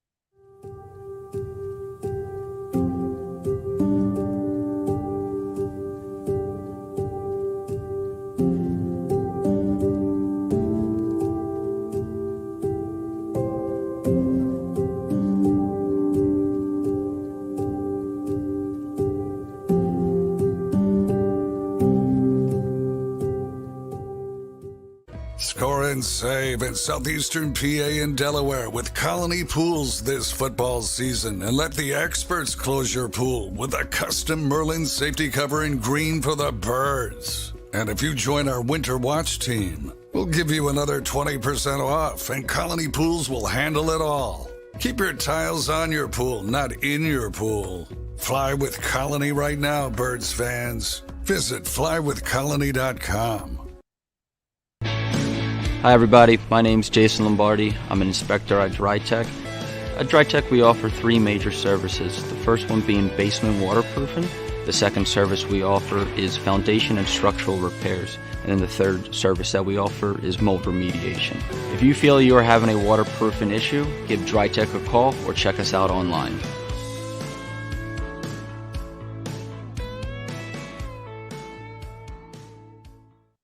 EAGLES, Eagles.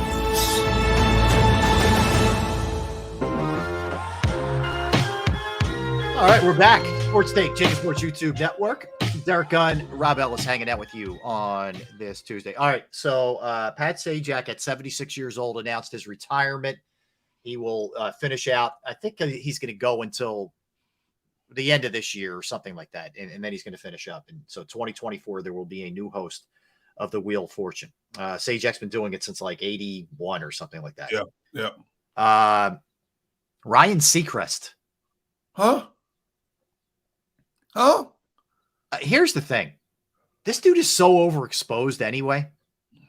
Are you serious? Kelly Lee, whatever it's called, Regis. What is the show? You know the show I'm talking about. Yeah. He was on that for a while. He left there. Live, I think it's called. American Idol, which he still does.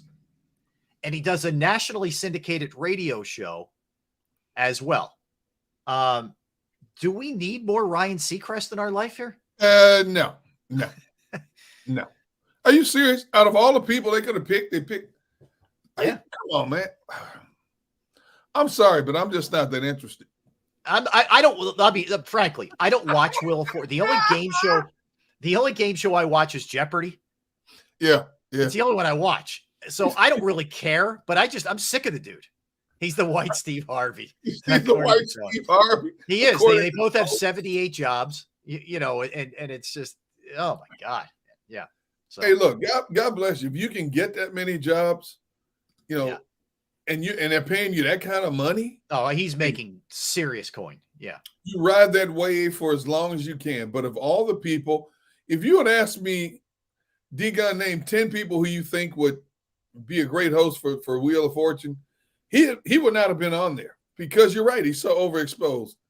I don't know, man. You know what? He must have one heck of an agent. That's the only way I can see it. His agent must be so well connected in the industry that people just roll out the red carpet for him in any venue whatsoever. I don't get it. I don't get it at all. Yeah, I don't know. You're right. I mean, and the other part is just, can we get a little creative? I get it for the audience that they're catering to. Dank. Look, maybe I am being a little hypocritical here. Maybe, yeah, could be. Are you overexposed? Rob Ellis is the Ryan Seacrest of Philly Sports Talk. Not wrong. He's not wrong. Are you overexposed, Rob? I don't know, man. I don't know what I am. I know I'm not making Seacrest money. I can tell you that. Really? But I just think like they're trying to cater to sort of that middle America. They don't want to offend. Seacrest doesn't offend. He's great at reading a prompter.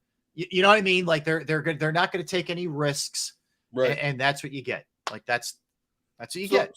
So what's going to happen? What's going to happen to Vanna White? Is she quitting too? I didn't see anything on her. I don't know. I think she's still doing it. I think maybe they probably would want to bridge both, her and the new host. I would think. Hey, without look, totally changing things. Vanna's still strong, even in the twilight of her career. I agree. I mean, I'm going to look up. How old do you think Vanna is? Let's. I would say got to be at least 60, close to 60, maybe. I'm saying older. I'm saying, let's say 67. Okay, 67. Okay. 66. She turned 66 in February. Yes. Dude, think about this for a moment. 66 years old, you're making a minimum $5 million a year, just walking out, throwing your hand up in the air and turning a letter. Mm-hmm.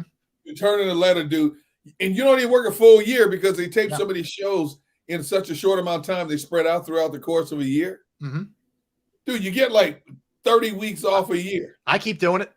I would keep doing it until they tell me you're not doing it anymore. Yeah. I'm doing it. You're right. Yeah, I can carve a month out a year to go turn letters. Okay. I'm good. Let me tell you something. $5 million a year. Yeah. That's all I would do. Yeah. For 30 weeks a year out of 52 weeks, 25, 30 weeks. What? You better $5 million? You better change the locks for me, or else I'm going to be in there doing it. Okay. I could tell you that much, man. Yeah. So Seacrest is the guy. All right. Anyway, moving on. No. So I'm trying to listen to as much of this stuff this week as possible, Derek, when it comes to NBA free agency, because we're on the cusp of it Thursday, so we're 2 days away from it. Oh, gee. Where it starts, right? But part of it is these guys have to make the final decision whether they're going to opt in or opt out of these player options that they have. So Harden has a player option going into the season for about $36 million. Everybody knows he's opting out. That's not even a question. But so then it becomes, okay, where's he going? How much is he getting? I don't think there's much debate anymore. It's the Sixers. From everything we're hearing, Houston's out. Phoenix is already out. They made the trade for Beal. I don't see anybody else stepping up here. Now it comes down to how many years. So Brian Windhorst of ESPN said the Sixers' entire offseason focus has been re-signing Harden. Jeez. You just killed and the sun just came out. It was raining this morning. The sun is finally out. I'm happy. I'm going outside to work in the yard when it shows. You just killed my mojo, man. I know. So he's not the only one.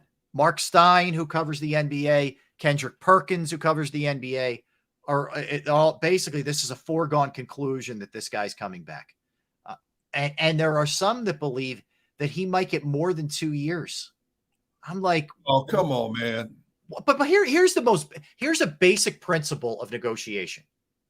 You need leverage when you're laying out your side of things. You need an option. You need an alternative. What is Harden's alternative? If the Sixers say, we're giving you 2 years, man, that's it. That's all we're giving you.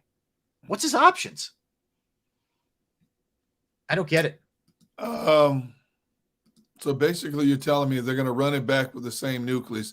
They priced Tobias Harris out of the market to the point where, as we talked about yesterday, the way we've heard the stories about what they were asking from both Phoenix and Cleveland for Tobias tells me they didn't want to get rid of him in the first place. Now you're telling me all these multiple sources who are well-versed and deep within the behind enemy lines in the NBA, scuttlebutt, are all saying that Harden was coming back here and he always was. How excited are you about this team coming up this fall? Think about it. Now you are born, bred, diehard Philadelphia, true blood through and through. How excited are you about this upcoming season? I'm not, Derek. I'm not at all. And here's the thing. Usually when you feel the way that I feel, it's like a Flyer situation where they're going to, win like 10 games. This team will probably still win 50 games, but I can't get excited about that at all, because I know how it ends. I know they're going to be able to beat. Okay, here's who they're going to be better than. They're going to be better than Brooklyn, Atlanta, Toronto, Atlanta, Detroit, Indiana, Charlotte, Orlando, and Washington. That's great. So they'll probably get somebody in the first round who they can beat. That's great. Right. They'll get somebody in the first round who they can beat. Okay, I've seen that too. And then here we go in the second round, when you're either going to get Milwaukee or Boston or Miami or maybe even Cleveland if they take that next step forward, or the Knicks if either one of them take that step forward. And then guess what? It goes bye-bye because you don't have enough, or because Joel's hurt, or because Harden doesn't play huge in game 7 or 6. Like, how many more times can we watch this and hope the ending's different? As long as the Sixers put it on the court, that's the only option. If you like basketball and you love Sixers, you're going to watch. Yeah. There's going to be a lot of misery involved, but you're going to watch, plain and simple. And because of what we do, we have to watch. We have to watch this night in and night out to see how it unfolds. The only possible saving grace is, could a change in coach bring about a change in their fortunes? Yeah. Okay. That's a fair point. Nick Nurse is a fair point. Okay.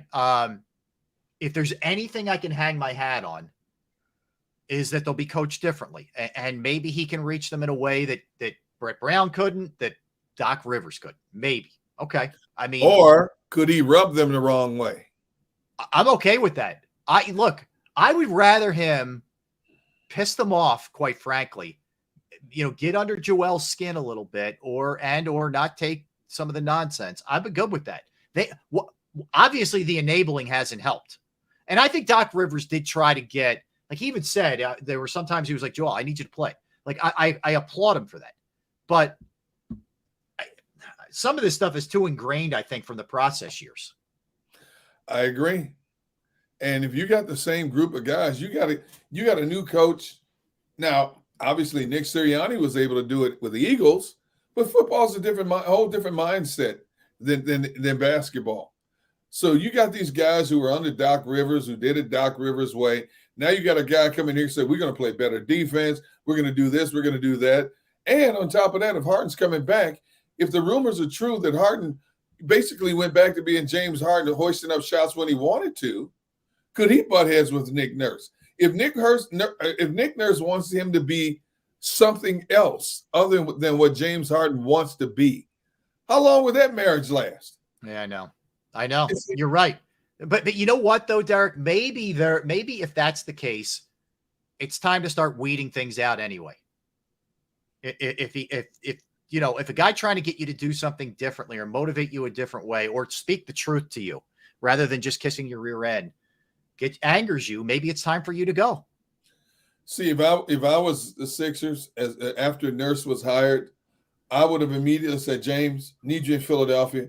I know you're in the club. You got to get out of the club, bro. I need you in Philly for one day. You need to sit down and do a meet and greet with Nick Nurse. Let's see if we're on the same page. If there was any inkling that James Harden might have a problem with Nick Nurse, I get up from that table and say, James, I just want to thank you for your contributions over the last season. but we're moving in a different direction. Yeah. Even though you know it's going to hurt. Let me say I agree with you. Okay. First off, I agree with you. I mean, I couldn't agree with you more. It would be impossible. But the other thing that I would say to that is too, this is where the negotiation goes for me. Like, James, we're offering you 2 years, you know, whatever the money is. I'm not so much worried about the money. It's about years for me. If you're not satisfied with 2 years and you want more, then thank you for your service. And you should get, you should go somewhere else, man, because it's not happening here. But I can't imagine Morey does that. I don't know. I hope I'm wrong. I hope I'm wrong. I'm not offering James the $50 million. I'm saying, James, what'd you make? 35 last year? We're offering you 36.5 this year. Sorry. That's it. That's all we got for you, brother. We're trying to build something here. And if we give you that 50, we're really going to be right back in the boat next year like we are this year, cap strapped again. Yep. We're trying to build something sooner rather than later. Hey, look, I know you're mad. We're not giving you the max 50 per, but this is our financial business blueprint right now. Do you see yourself being a part of it? You don't? Oh, hey, good luck in Houston, wherever you're going. Because that's the best we can do for you here. Yeah. But like you said, and people keep saying it in the chat, and I keep saying it on Twitter, Morey's going to buckle and give this dude what he wants. Yep. Yeah, and that's another reason why I can't get excited. I'm telling you, man. Like, but this, I believe this. I think this is going to be the year. I had this discussion with Mike Sealski last night. Right. And he was on the side of, I think they're still going to show up this upcoming season. I'm not telling you the attendance is going to drop dramatically, but I think we're going to start to see less sellouts this year. I do think it starts this year. Especially if this team is losing more than it's winning. Yeah. With James Harden back, with Tobias Harris back. Yep. Oh, yeah. People are going to sour on this real quick. I agree with you. All right, let's get time out. Let's get back to the NFL discussion, Derek. We'll look at some of the top free agents that are still available. Could the Eagles be in the market for any of these guys? I'll tell you how quickly a game that's going to be played in Europe this year sold out. It's going to blow your mind. And we'll continue our greatest series. We'll do the greatest players from the Miami Dolphins. All right, so we'll do all that when we get back. Don't go anywhere. He's Derek. I'm Rob. We're Sports Take, JAKIB Sports YouTube Network. Let's talk about Flynn Tree Services. Yes, they are an experienced, licensed, and insured Pennsylvania tree services company that will trim or remove any unwanted trees off of your property. They're experts at trimming all types of trees, and they serve southeastern Pennsylvania, South Jersey, and northern Delaware. Flynn Tree Services specializes in tree removal, stump grinding, as well as tree pruning. You go to their Facebook or Instagram page for more information or a sampling of their work. Give Flynn Tree Services a call at 610-850-2848, 610-850-2848, or online at flynntreeservices.com. That's flynntreeservices.com. Do you stream on a Roku, Fire Stick, Google TV, or Apple TV? Now you can watch 6ABC 24/7 with the 6ABC Philadelphia streaming app. And the big story on Action News? Search 6ABC Philadelphia and start streaming today. Go to get your game on. Go for the beers. Go for the cheers. Go for the hit and the hits.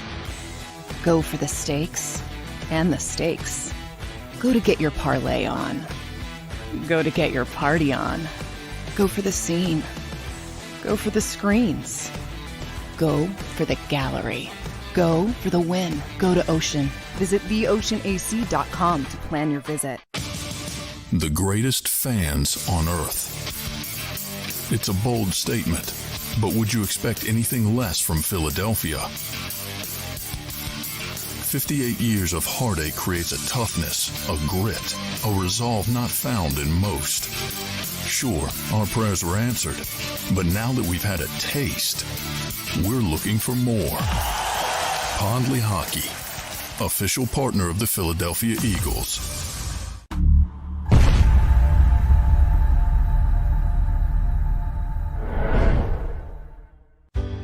Go passionately. Go fearlessly. Go confidently. Go first! Go confidently towards your goals with First Trust, Philly's hometown bank for nearly 90 years, and the official bank of the Philadelphia Eagles. We're focused on getting you over the goal line. So go with conviction, go with trust, Go Birds! and go forward with us by your side. First Trust Bank, the official bank of Philadelphia Dreams. Oh, and go Birds. All right, did you know I was the mommy slam dunk champion? Really? Yes, really don't sound so surprised. Let's see it. Oh, you're ready. All right, here we go. Let's hear the crowd.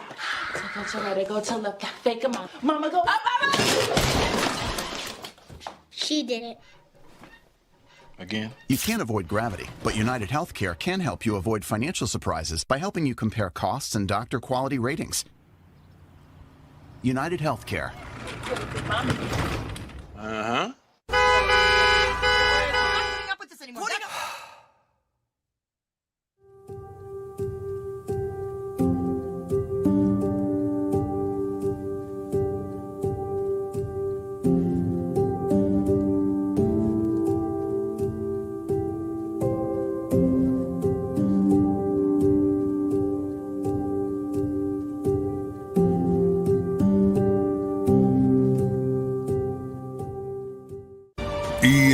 EAGLES. Eagles.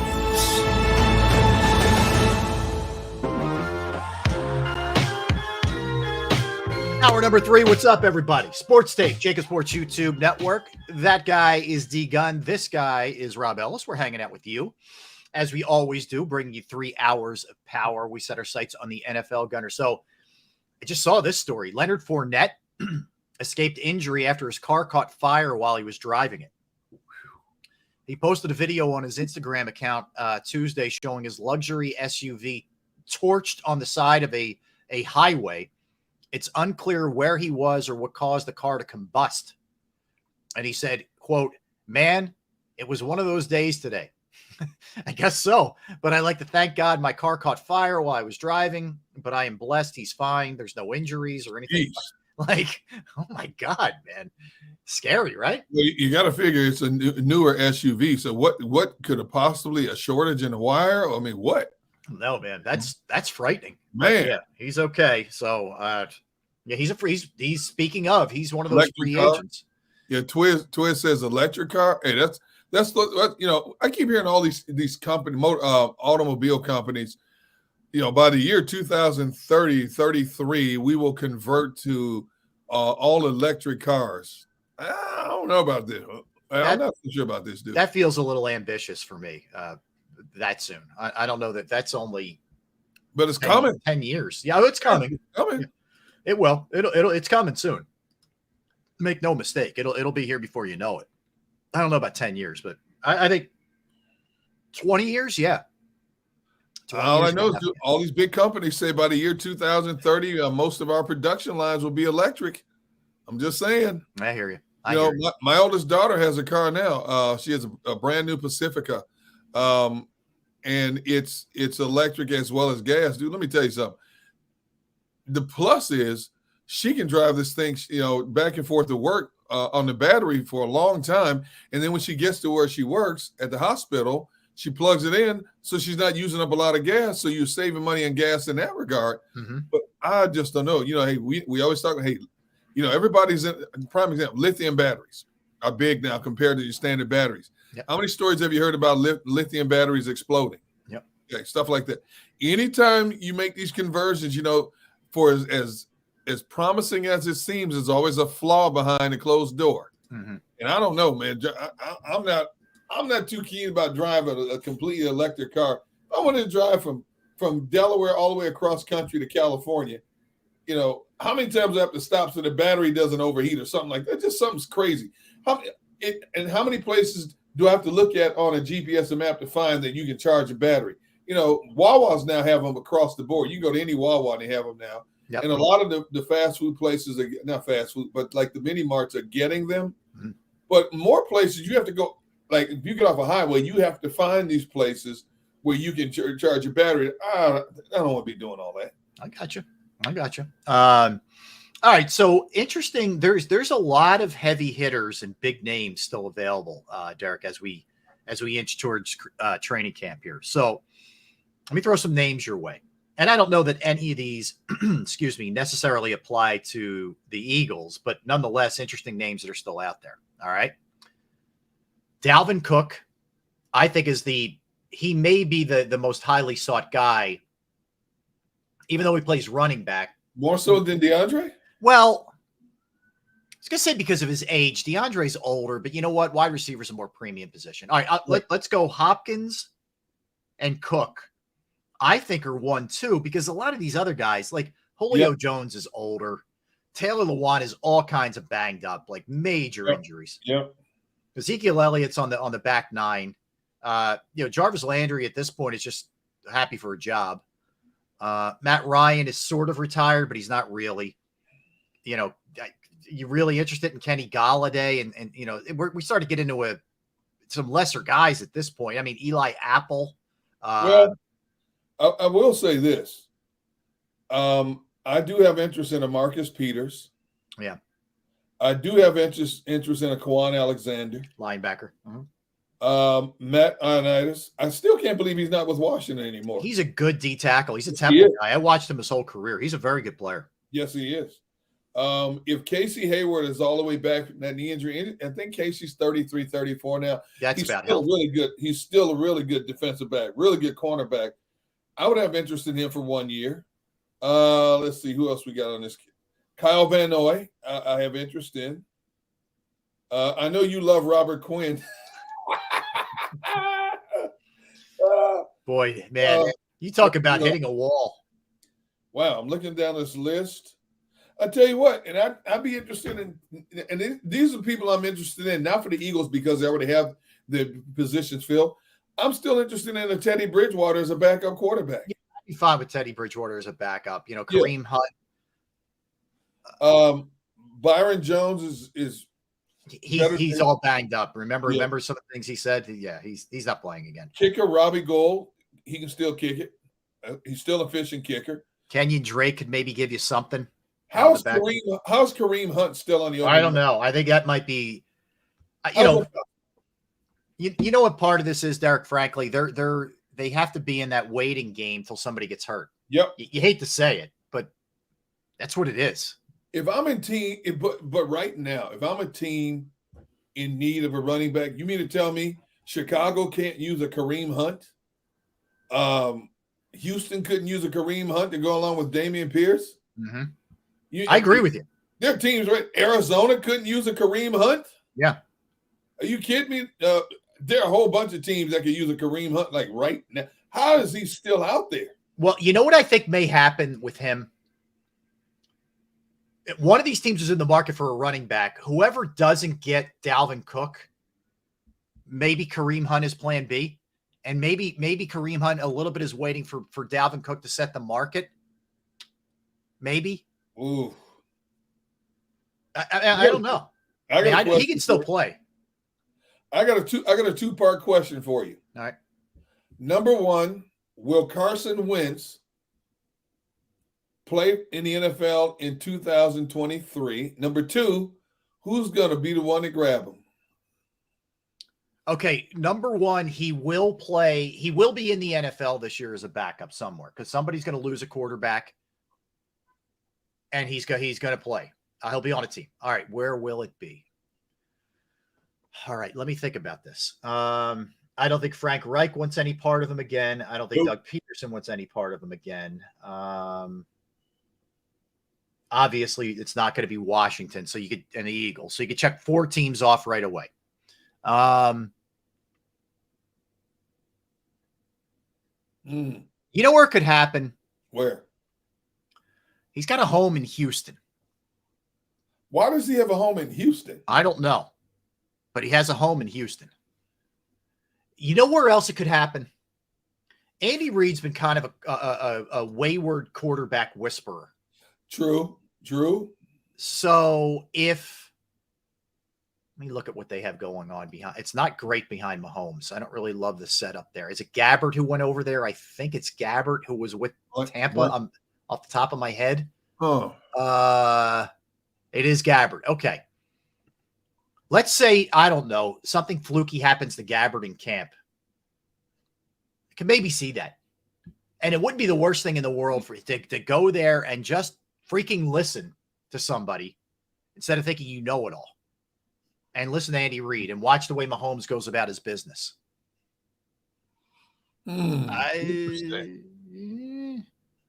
Let's see. Atlanta, Desmond Ritter, Taylor Heineke. No, not there. No, they paid Heineke a lot to be his backup Yeah, too. they did. Yes, they did. Let's see. Who else am I looking at? How about the Rams? That's a decent option. Let me see. Mayfield went there, and it helped him a little bit. Okay, so it won't be the Saints. Derek Carr, Jameis Winston's still on their roster. Yeah, it won't be the Saints. It's not, unless they have all kinds of injuries. It won't be the Jake Hayner, and then Taysom Hill is the emergency quarterback. Yeah. And let's see. With Hayner, they drafted him in the 4th round, a kid out of Fresno State. He's not going there. No, he's not going there. Let's see. Is there any other team that could possibly? So the Rams have Brett Rippon as the backup. He's the nephew of Mark Rippon. Remember Mark Rippon with the Redskins? Yeah, that's his. He's there. And then they drafted the kid Stetson Bennett out of Georgia. Okay. I was looking at Buffalo. They have Josh Allen, Kyle Allen, and Matt Barkley is still in the league. Still hanging around. I know. God bless him. Jeez. He's made a lot of money just doing the clipboard thing. Good for him. Good night. Let's see. Who's the backup in Baltimore here? I don't It's even still know. Huntley, isn't it? Isn't it still Tyler Huntley? Yeah, it is Huntley. Then Josh Johnson. Josh Johnson is now number 3. Let's see. Man. He's not going back to the Colts. Tennessee? No. Tennessee still has Malik backing up there. They've committed to him. Okay. So Tone says Tampa. Tampa's got Mayfield, Kyle Trask, who actually Brian Johnson coached in college. He was his coordinator in college at Florida. And then it's the John Walford, who played, I think, his first 2 years with the Rams with McVay out there. Maybe. I mean, that's maybe. That could happen. Tampa could happen. Oh, maybe the Chargers. After Justin Herbert, you have Easton Stick and Max Dugan. Who? Easton Stick actually is a North Dakota State guy who was there after Carson, believe it or not. And then Max Dugan is the kid who played TCU. He's tough as nails, man, that kid. Yeah, okay. First of all, okay. Yeah, you have a nice sell, Rob. Nice job, buddy. Wow. Oh, well, I don't look. Here's what has to happen. I mean, think about it. You need a situation almost like San Fran last year, where you have a bunch of dudes going down. I don't know, man. I don't know if he's going to play this year, to be honest. I think he will. It's 17 games. Teams are going to have injuries. I think he's now knows. I think there's a realization with Carson Wentz that my way didn't work. Whatever that way was, it didn't work. It didn't work in Philly. It didn't work in Indy. It didn't work in Washington. Could he be blacklisted out of the league? I don't know. I mean, that's a 3-year span with 3 different teams. Carson Wentz is too busy out shooting black bear in the great outdoors, He doesn't have to work. You know what I mean? He's set financially if he chooses to walk. So John Dickerson says the Patriots. Yeah. Or the Raiders. What about the Raiders? I'm looking at the Patriots now, and it's Mac Jones, Bailey Zappi, your favorite, and they also brought in Trace McSorley from the Cardinals. They're pretty set in New England. Who was the other team that he said? The Raiders? The Raiders. All right. So the Raiders, their depth chart is Jimmy G, Hoyer, Aiden O'Connell, the rookie out of Purdue. Yeah, the Raiders are a possibility. Raiders are a possibility. Okay. Jimmy G, who's hurt all the time, Hoyer, who's 1,000, and I think O'Connell was undrafted. Fly Parks says Miami. All right, let's go through them. All right, so we know. Yeah, look, we know Tua's injury history, right? That's. I don't see Carson being a Mike Daniels kind of quarterback down. Yeah. Well, you know what? I actually think they have pretty good backups. Mike White came over from the Jets, and they still have that Skylar Thompson, who's not bad as a backup. No. Miami's in pretty good shape. I don't think so. No, I don't think so. Tone says Miami's good at backup. Okay. So his option, you're right. It comes down to he may be still out there week 4, week 5, waiting for somebody to call. You know what? I do think that. Like, if you're asking me, will he be on a roster week 1? No. Yeah. Nope. I don't think he will. So yeah, that one's going to be one to keep your eye on. All right. So we're playing a bunch of games in Europe this year. One of them is the Dolphins. Speaking of the Dolphins, one of them is the Dolphins and the Chiefs, which is being played in Frankfurt, Germany. Okay. It took 15 minutes to sell this game out when tickets went on sale. 15 minutes? 15 minutes in Germany. That's how quickly the tickets went. Pretty amazing. Wow. I mean, it tells you a couple things. One, that people overseas are, into the game of football. They know it because there was the NFL Europe too. So they have some familiarity. Like, there's pro leagues over there. Like, I know a friend of mine's son who played quarterback at Delaware is playing in an Italian league. He plays in a league in Italy. They have leagues in these European countries. They do. Anyway, so see, I go back to Roger Goodell did an interview last October when it was brought up about putting teams in Europe, and there was a talk about possibly putting 4 teams in Europe, and he said he felt that London, in particular, which they go every year, could support not 1 but 2 teams in London. So, and there is talk about trying to put a 4-team division in London. Right. So if you got 2, in Europe, so if you have 2 in London, Germany would be the third next option. Who would be after that? Spain? Mexico? Would you do Mexico City or something like that? Ooh. They sometimes do a game a year over there, don't they? A Monday night game, generally. Yeah. Is that too close to? Well, San Diego's not there now, right? No, San Diego doesn't have a team. Do you feel like it's too close to LA? Yeah. Market wise. Yeah. Then I don't see them doing that. I mean, they did it forever. You had the San Diego Chargers and the LA Rams. Yeah. They did it forever. But San Diego wouldn't buckle on building a new stadium. Matter of fact, they tore down Jack Murphy Stadium and built some kind of sports complex there on that site now. So San Diego, I don't think cares whether they ever have a football team again or not. Yeah. Because all the Charger fans are going up the coast to LA now. I wonder, like, how attractive is that to the players, though? I was going to say, if I was a young player, 22 years old on draft night with the first pick of the 2028 NFL draft, the London Monarchs select, and I'm like, London? Uh-huh. I don't want to go to London. Frankfurt? Yeah. I don't want to go to Germany. I don't want to live over there for 6 months. I don't think that's super appealing. Yeah, I mean, that's a tough thing. You're uprooting your especially if you're in like Germany, you're going to a foreign speaking language, and I don't know. Amsterdam. I'm sure a lot of young players would want to go to Amsterdam. Well, see, here's the thing. Like, any of those is great if you're playing 1 week, but 17 weeks over there with camp and everything else. I mean, you're basically tied up from July until, if you go deep, February. Hey, Amsterdam would be the perfect city now, considering the NFL says marijuana is no longer banned. It's no longer banned substance. I mean, I think Aaron Rodgers would be signing up. We know that. Oh, are you kidding me? You'd have all pothead team in Amsterdam. So Christy went to a game in Germany in 90 American football, not football. In 91 or 92, Germans hated the concept of cheerleaders. Men around me said, "Get them off the field. It's silly." Yeah, I don't know. I guess so. Really? I'm surprised the men would. I don't know. But yeah, I don't. Yeah, I hear you. All right, so Derek, this one is this story. Oh yeah. I don't know where to start. So you sent me this one. Hey, don't give me credit. Gee. So former Jets first round pick Darren Lee was issued an arrest warrant after he's been accused of beating his own mother and the mother of his son. Ay. Okay. So this young man was drafted in the first round just in 2016, still in the prime of his career. What could have possibly gone so wrong that you're at this stage now? Yeah. Because the league is never going to touch you again.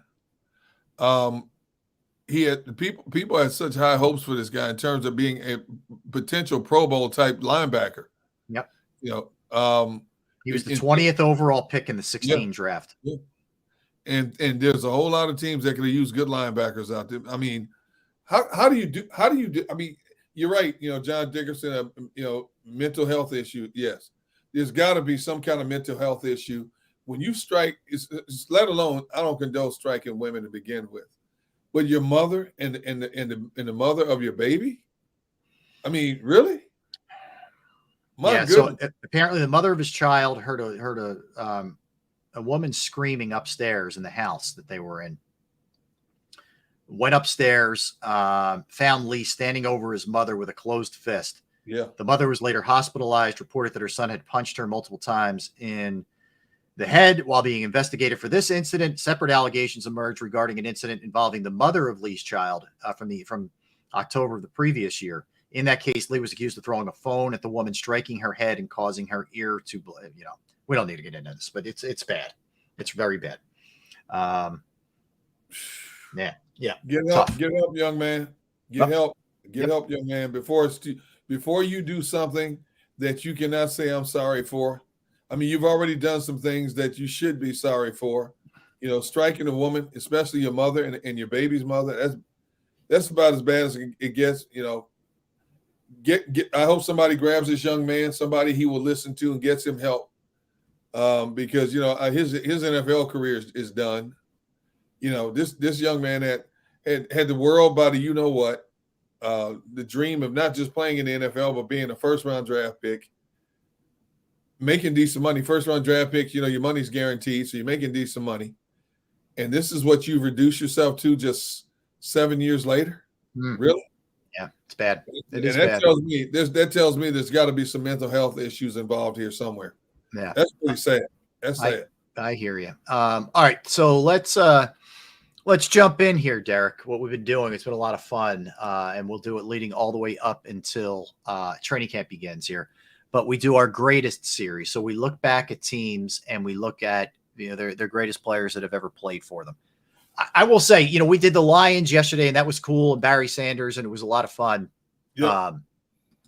I really enjoyed going through the Dolphins today. Yeah. And looking back at them, and it was hard to choose 10. I went a little over, I'll be honest with you, just because I wanted to mention some of these guys who I really liked that I saw play when I was a kid, some of them. But let's run through it. I think we are probably going to have a consensus of the number one, I would think. Tell me if you're feeling any differently here. Dan Marino is number one. Yep. Okay. All right, no good. question. 61,000 yards.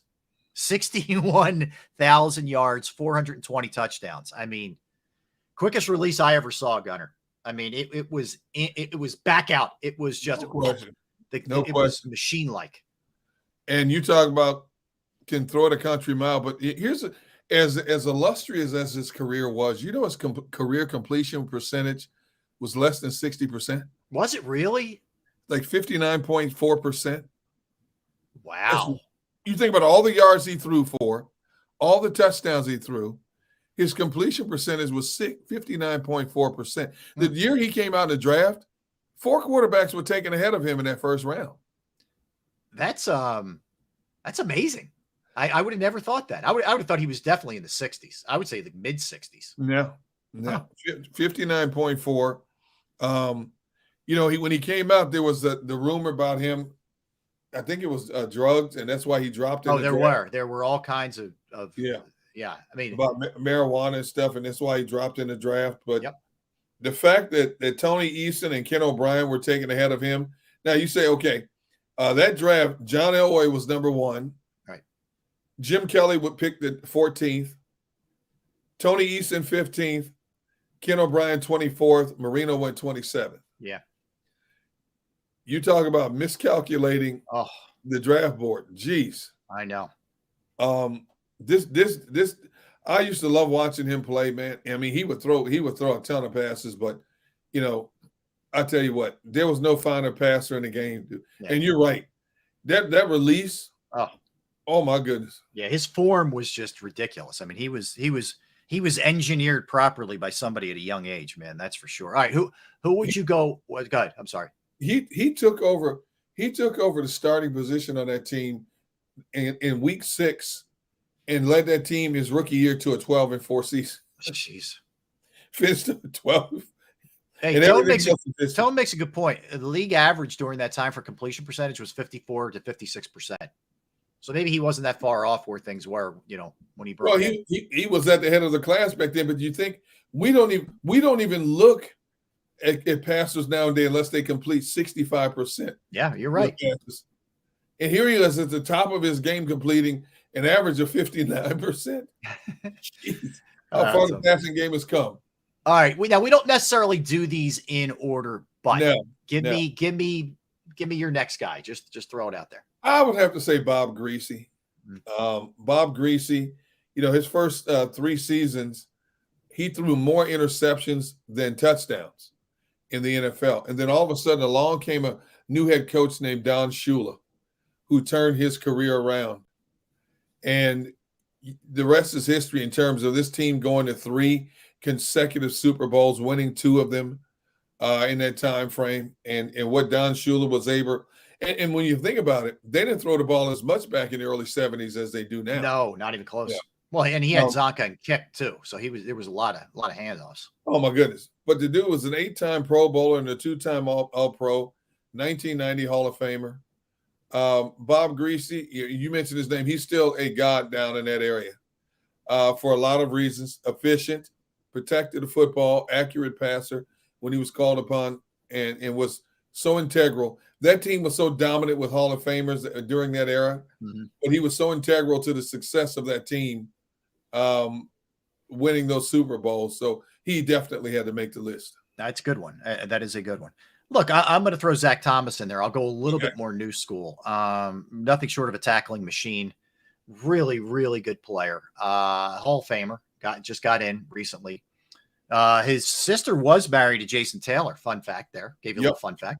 But yeah, I mean, look, I debated, frankly, between him and Jason Taylor. Like it's pretty close. I think you throw them both in there, but you can't really go wrong. But both absolute studs who played together for a good amount of time. The fact that Jason Taylor was picked in the 3rd round is crazy in itself. Out of Akron, I think. Out of University of Akron, and he finished his career with 131 sacks. Man, I mean, seriously, he's basically still considered the best defensive player in the history of the Miami Dolphins. Zach Thomas is a great argument, but what Jason Taylor did coming off the edge, and teams feared playing that dude left and right. He was a defensive player of the year in 2006, Hall of Famer in 2017. Had recovered has the most recovered fumbles for a touchdown for a defensive lineman with 6 in his career. He could do it all. Long, rangy edge rusher, consistently disruptive factor. Everything you wanted, and here's a guy who they stole in the 3rd round to get him. Great Look pick. at what he became. What a great pick. Yeah, unbelievable. Well, let me throw Zonka in there. I mean, prototype battering ram. Remember, he had the little horseshoe thing right here on the face mask. Like this dude was as old school as it got, and looking for contact. I mean, he wanted to punish you. This wasn't just a guy who was waiting to be tackled. He was going to take it to you. He was a bad dude, Larry Zonka. Once he lowered his shoulder pads, you could not square up on him. It was like trying to get in front of an 18-wheeler and slowing an 18-wheeler down. Yep. I agree. Dan says the shortest great dynasty. Yeah, I mean, 3 AFC titles, 2 Super Bowls, one of them's undefeated. Yeah, absolutely. Yeah, I agree. When you think about the Steelers dynasty, they won 4 in 6 years. Yep. You look at the Patriots dynasty, was spread out over a span of 15 years. But you're right, in terms of just a short, dominant dynasty, that offensive line is still arguably one of the top 2 or 3 offensive lines in NFL history. And there's several of them that made my list because they were so good. I have 3 offensive linemen on my list from that era. because they were just, and dude, and back then, when you look at the offensive line, they were 255, 262, 263. And one guy who made my list when he was traded to Miami, he was 285, and Don Shula looked at him and said, "How much do you weigh?" He said 285, and Shula told him, "You need to drop 20." Can you imagine? Now they're saying put 20 on. I mean, dude, you got edge rushers who are 265 now. We consider Kelsey and Jurgen small. They're both 300 pounds. Yes. And back then, 255, 260 was about your average offensive lineman. You'd have one or two, and they were all like 6'1", 6'2". They weren't like 6'7", 6'8". No, they looked like somewhat normal human beings. Yeah. You know, but mentioning that, I had to put Larry Little on my list. Oh yeah. Larry Little was an undrafted free agent. And dude, all he did was make the Dolphins look good. He came in there. You talk about a bulldozer in the run game. Yeah. Stout against the passing game.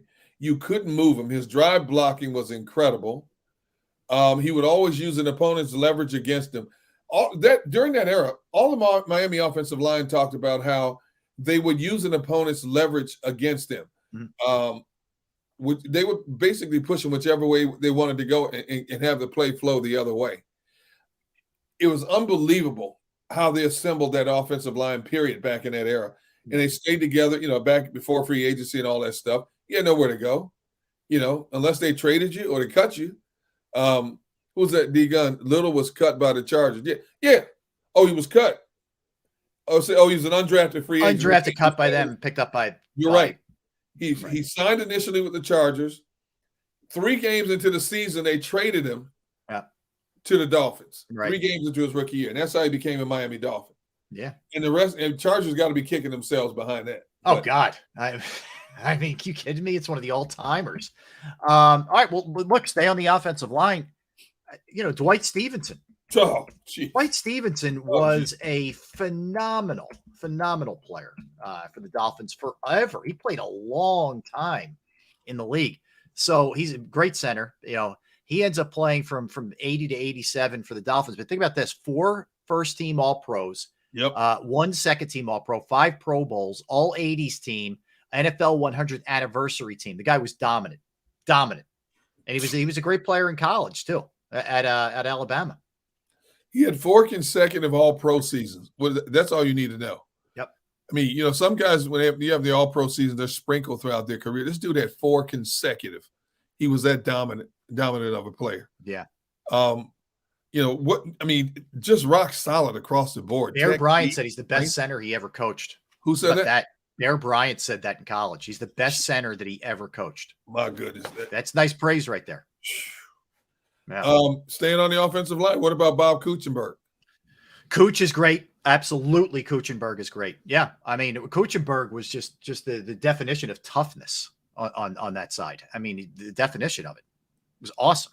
Played all 14 years. Yeah, with the Dolphins. Rock steady in every facet of the game. Mm-hmm. I don't know who the offensive line coach was back then, but dude, he's got to go down as one of the greatest offensive line coaches in the history of the game. Yeah. When you think about the talent they had assembled, if I'm a quarterback for the Dolphins, I'm living a dream. Mm-hmm. I mean, you and the running backs, and it's not like Greasy or Marino were mobile. Yeah, so you needed some time. I know Marino got it off quick, but it was they were pocket passers for sure. Not good as All right, I'll give you a couple others here. I'll go receiver. Paul Warfield was a receiver on that 72 team. Then that era, that mini dynasty for sure. I'll throw 2 others. I loved Duper and Clayton when I was a kid. The Marx Brothers. Oh my God, were they good? Yes. 85 and 83, man. That's their numbers. And Marino would just go up top, boom, zip, zip, zip, and hit him all the time. It's great. Yeah, Clayton was with them for 10 years. He had 4 seasons. He had double-digit touchdowns with that organization. That was a fun team to watch, man, when they had the Marx Brothers. Yep.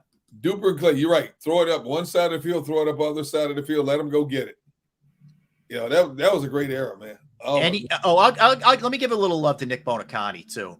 He was absolutely phenomenal player for so many years. We talked about him with Len Dawson. I love the guy when he transitioned into into TV and everything. And, did a lot of money, raised a lot of money after his son, was paralyzed in a football game. I think it was called the Bonacani project. But he was, just a class act too in a lot of ways. Nick Bonacani. He spent his first 7 Miami Project, I think it was called. Sorry. Yeah, he spent his first 7 seasons with the Patriots. Yes, before he even got to Miami. His first season in Miami, he makes it as a Pro Bowler and an All Pro the same season. And they thought he was cooked. They thought he was done. Exactly. Yeah. They did. They thought his better days were behind him, and he says, "Oh no, I got something to show you." Mm-hmm. Another guy I have to put on there is Cameron Wake. Yeah. Cameron Wake was undrafted. Started his career in the CFL. Didn't get to Miami until 2009, but in terms of just speed, power, agility, he finished his career in Miami with 98 sacks. Wow, that's a lot of sacks. A lot of sacks, dude. Yeah. But he's not like a household name. But if you watch the game of football, Cameron Wake, you go, oh yeah, I forgot about him. Yeah, he had a good career. But he was a good one. He was definitely a good one. I like Eagles fan has 2 good ones. I don't know if they quite make the list, but good nonetheless. Sam Madison and Surtain Senior were studs. Very good players. Yeah, I like that. That's all I had. That was. Did I mention Richmond Webb? No, you didn't. He's another one who deserves, I think, some love and some acknowledgement for what kind of player he was, for sure. Another good offensive lineman. So they've had their share right during that time period. All right, this is interesting.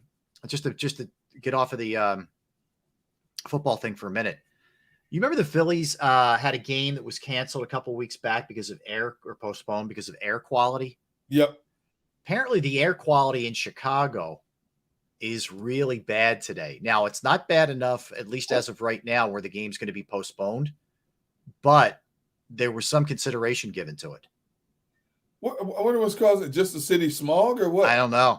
I haven't seen anything further, but I just saw where, the Cubs said basically Major League Baseball makes this call. We're not there yet. As of right now, the game is still on. So they're hoping that they're going to play this thing.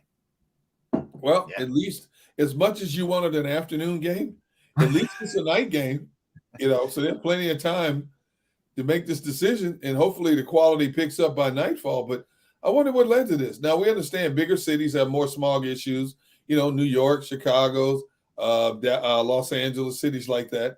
They have major smog issues, but I wish I could find out. Who is it? Kevin Zavard saying the wildfire. Are we still talking about the Canada wildfires? They're still burning? I would assume it's talking about? I don't know. Maybe it is the same. I'm not sure. It was weird. It was really strange here. So here, okay, I'm looking at it right now. So this is according to, let's see. Okay, Paul Sullivan, who covers the Cubs for the Chicago Tribune, says tonight's game is still on. Only Commissioner's Office and Players Union can decide to postpone due to air quality issues, as they did last month, for the Phillies and the Yankees. But as of right now, they are still a go. So the Scott Lauber from the Inquirer says air quality issues in Chicago classified by Air Now as very unhealthy, though not close to the hazardous level that we experienced a few weeks ago in Philly. So right now we're still on, Gunner.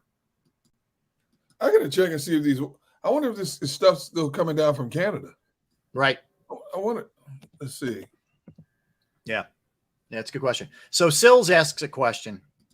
Better backup Earl Morrall or Foles? Morrall backed up Greasy in 72. Greasy broke his ankle in 72 and then came back and was the quarterback in the Super Bowl. He also backed up Unitas, and really he was kind of the starter. And then Unitas came in Super Bowl III. Yep. And he won the league MVP. I got to go with Foles simply because Foles was on the field and won it and dueled Brady. I got to go Foles in that situation. And I'm not being, a homer here, because he was on the field, whereas Greasy came in and quarterbacked against Washington. And then Earl Morrall was kind of benched for Unitas in 69 with the Colts. So I'm going to go Foles. That's a tough one. Morrall comes in as a backup and wins the league MVP. Foles wins the Super Bowl. Against the GOAT. Against the GOAT. I'm going to and had to put up 41 points in the process. I'm going to have to lean towards Foles. Foles, I really am. Yeah. Foles just happened to be in the right offense at the right time. And everything fell into place for him. And look at his career since he's left Philadelphia. Yeah, he everywhere else is kryptonite for him. Yeah, even when he was in Jacksonville, when he had a starting job, he couldn't hold on to it. Nope. He got injured. I went down there and interviewed him. Yeah, he gets injured, couldn't hold on to a starting job, came back and lost it permanently after that. Amazing. It's been a weird journey, hasn't it? For Nick, I mean, the highest of highs and then some real lows. Now he's made a lot of money in the process. Well, at least he got a ring out of it. I give him that. Yeah, a ring and a nice bank account. Yeah, there are worse things, that's for sure. All right, so according to Jake, good job out of Jake here. So he said, according to ABC 7 in Chicago, the poor air quality is from those wildfires in Canada. Thank you, Jake. Yeah, I just looked it up, and they made reference to the fact. I just Googled it and said I can't believe it's been, over a week, almost 2 weeks, those fires have been burning? Yeah. That's like Northern California fires, man. Northern California will have these wildfires that are burned for weeks at a time and cause all these landslides, and communities up in the mountains of in the hill region of Northern California have to evacuate their homes. That's unbelievable. And let's face it, Canada is heavily wooded from one end of the country to the other. Yep. There's no question about it. 11:17 says months. Fires have been consistently burning for months. My goodness. That's scary. It is scary stuff. All right, let's step aside here, Derek. We're going to come back. We'll do birthdays. We'll do movies. We'll get to a couple other odds and ends as well. So we'll hit all those things when we come back. Don't go anywhere. That's Derek Gunn. I'm Rob Ellis. We are Sports Take, JAKIB Sports YouTube Network. I'm going to tell you about Razor Technology. IT infrastructure. IT infrastructure environments are more complex and heterogeneous than ever before. Consequently, teams struggle to respond to pressing issues with the speed necessary to promote positive business results, and the data that powers predictive monitoring and automation is left unexploited. Razor Technology addresses this challenge with a holistic approach that connects every part of an organization's technology assets, enabling proactive and secure IT operations without sacrificing the agility that drives innovation. Razor Technology automates monitoring and management to bolster IT teams that are feeling stretched thin. And it improves auditing and reporting procedures so that actionable insights find their way to the leaders that need them most. Save time and money on your IT and cloud services and secure your organization with leading end-to-end infrastructure solutions by calling Razor Technology today at 866-797-3282, 866-797-3282, or visit them online at razor-tech.com. That's razor-tech.com.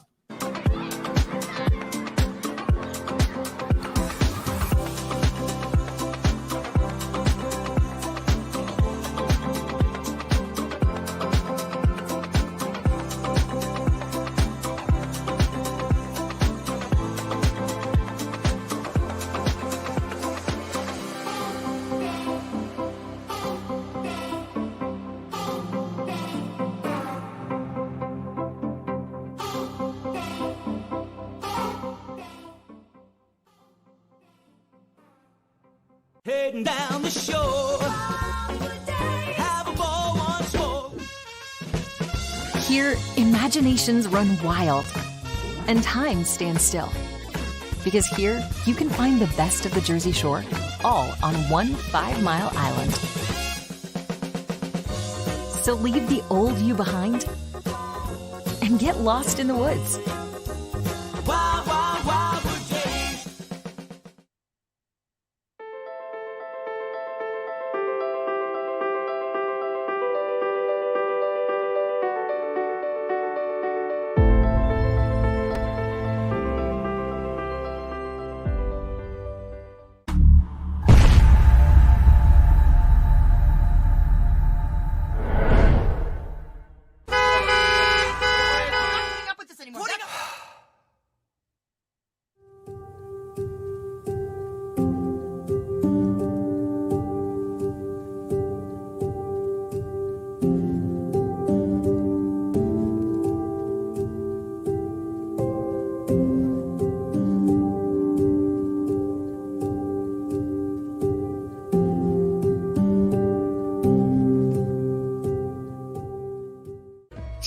and save at Southeastern PA and Delaware with Colony Pools this football season, and let the experts close your pool with a custom Merlin safety cover in green for the birds. And if you join our Winter Watch team, we'll give you another 20% off, and Colony Pools will handle it all.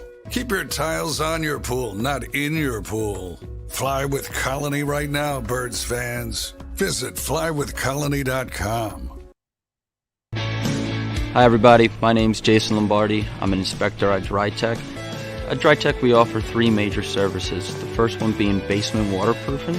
The second service we offer is foundation and structural repairs. And then the third service that we offer is mold remediation.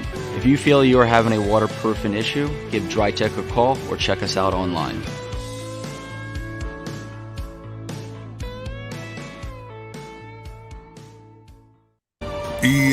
EAGLES, Eagles.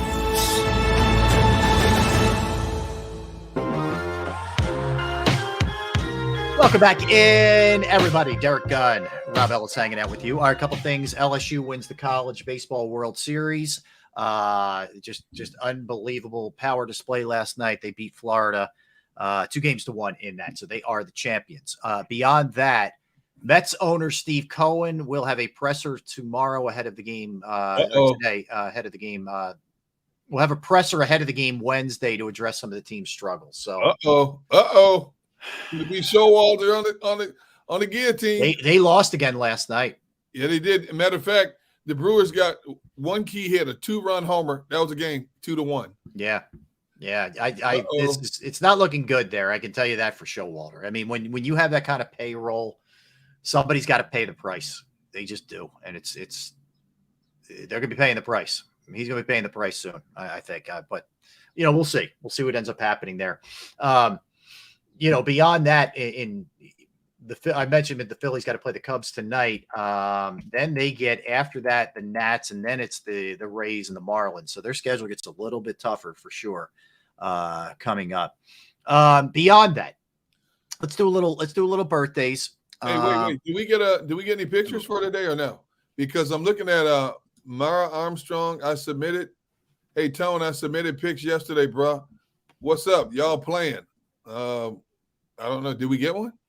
I think Tone had a hard time opening that one, I believe. Okay. I believe that was the one that he couldn't open. So let me just check. So Tone's updating us on the chat. Yeah, the link didn't work. Yeah. So here's what I would say. If you could, and Tone, please put up the email address where people can send stuff to us. I'm glad you reminded me, Derek. Thank you. Yep. So if you could resend that with a different link, Maria, we'll try to open that bad boy up. sportstakejacob@gmail.com, maybe with a different link so we can open it. And I encourage anybody to send us, pictures, whether it's a picture of yourself. We had some fun with the childhood to now present day. That was kind of cool. If you have any questions for us, something, regarding the show, maybe you'd like to see, whatever the case may be, just let us know. Hit us up. And we're happy to take some of the best ones there. That's for sure. All right, you want to do some birthdays here? Oh, for sure. All right, let's do it. All right.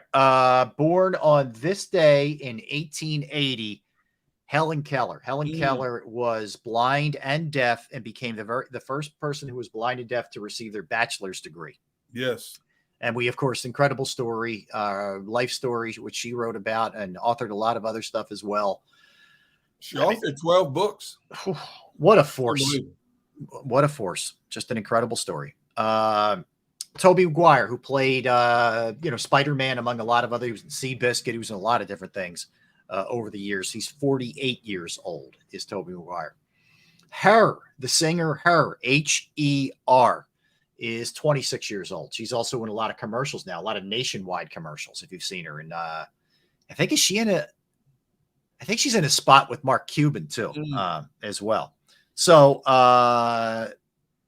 37 years old, Sam Claflin, who is an actor, British actor. In the Hunger Games. Hunger Games, among other things, yes. Khloe Kardashian is 39 years old today. J.J. Abrams, who has directed Star Trek, Star Wars, and he was I think the producer and possibly director as well, the TV show Lost. He's done a lot of different things. Mission Impossible 3. Mission Impossible 3. Yep. He's 57. Lori Morgan, the country singer, is 64 years old. Yep. Today. Ross Perot, remember he had a little, he ran, was it 92? I think he ran for president. Ross Perot, who was a billionaire. He ran on the, was it the Independent Party ticket or the, oh God, I'm trying to remember what it was, but he made a little run. He made some noise. Yes, he made a little noise. All right. You may not know the name, Bob Keeshan. Bob Keeshan was born in 1927. Captain Kangaroo. I grew up watching that show. Captain Kangaroo, man. It was on all the time in the morning. He was really good. It was a good show. Mr. Green Jeans, Captain Kangaroo. It's pretty good stuff, Captain Kangaroo. All right. The fashion designer, Vera Wang. Did you know she was also a champion figure skater and skated in the Olympics? I did an interview with her and Christina Lurie.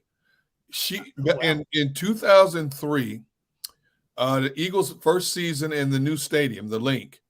I was covering the preseason game there, and she's the one who designed the Eagles cheerleading outfits. She and Christina Lurie were good friends. Okay. So I'm standing there on the sideline interviewing her and Christina Lurie side by side. Yeah, so that's how I got to meet Vera Wang. That's pretty cool. Yeah, I think she competed in the 68 Olympics in figure skating. Yeah. Julia Duffy, who was in Newhart, among a lot of other stuff, is 72 years old today. Jim Edmonds, longtime center fielder for the Angels and the Cardinals in Major League Baseball, 53 years old, was a heck of a fielder, that guy. Man, he could go after it. George Raveling, who was a coach at Washington, at Iowa, among other places.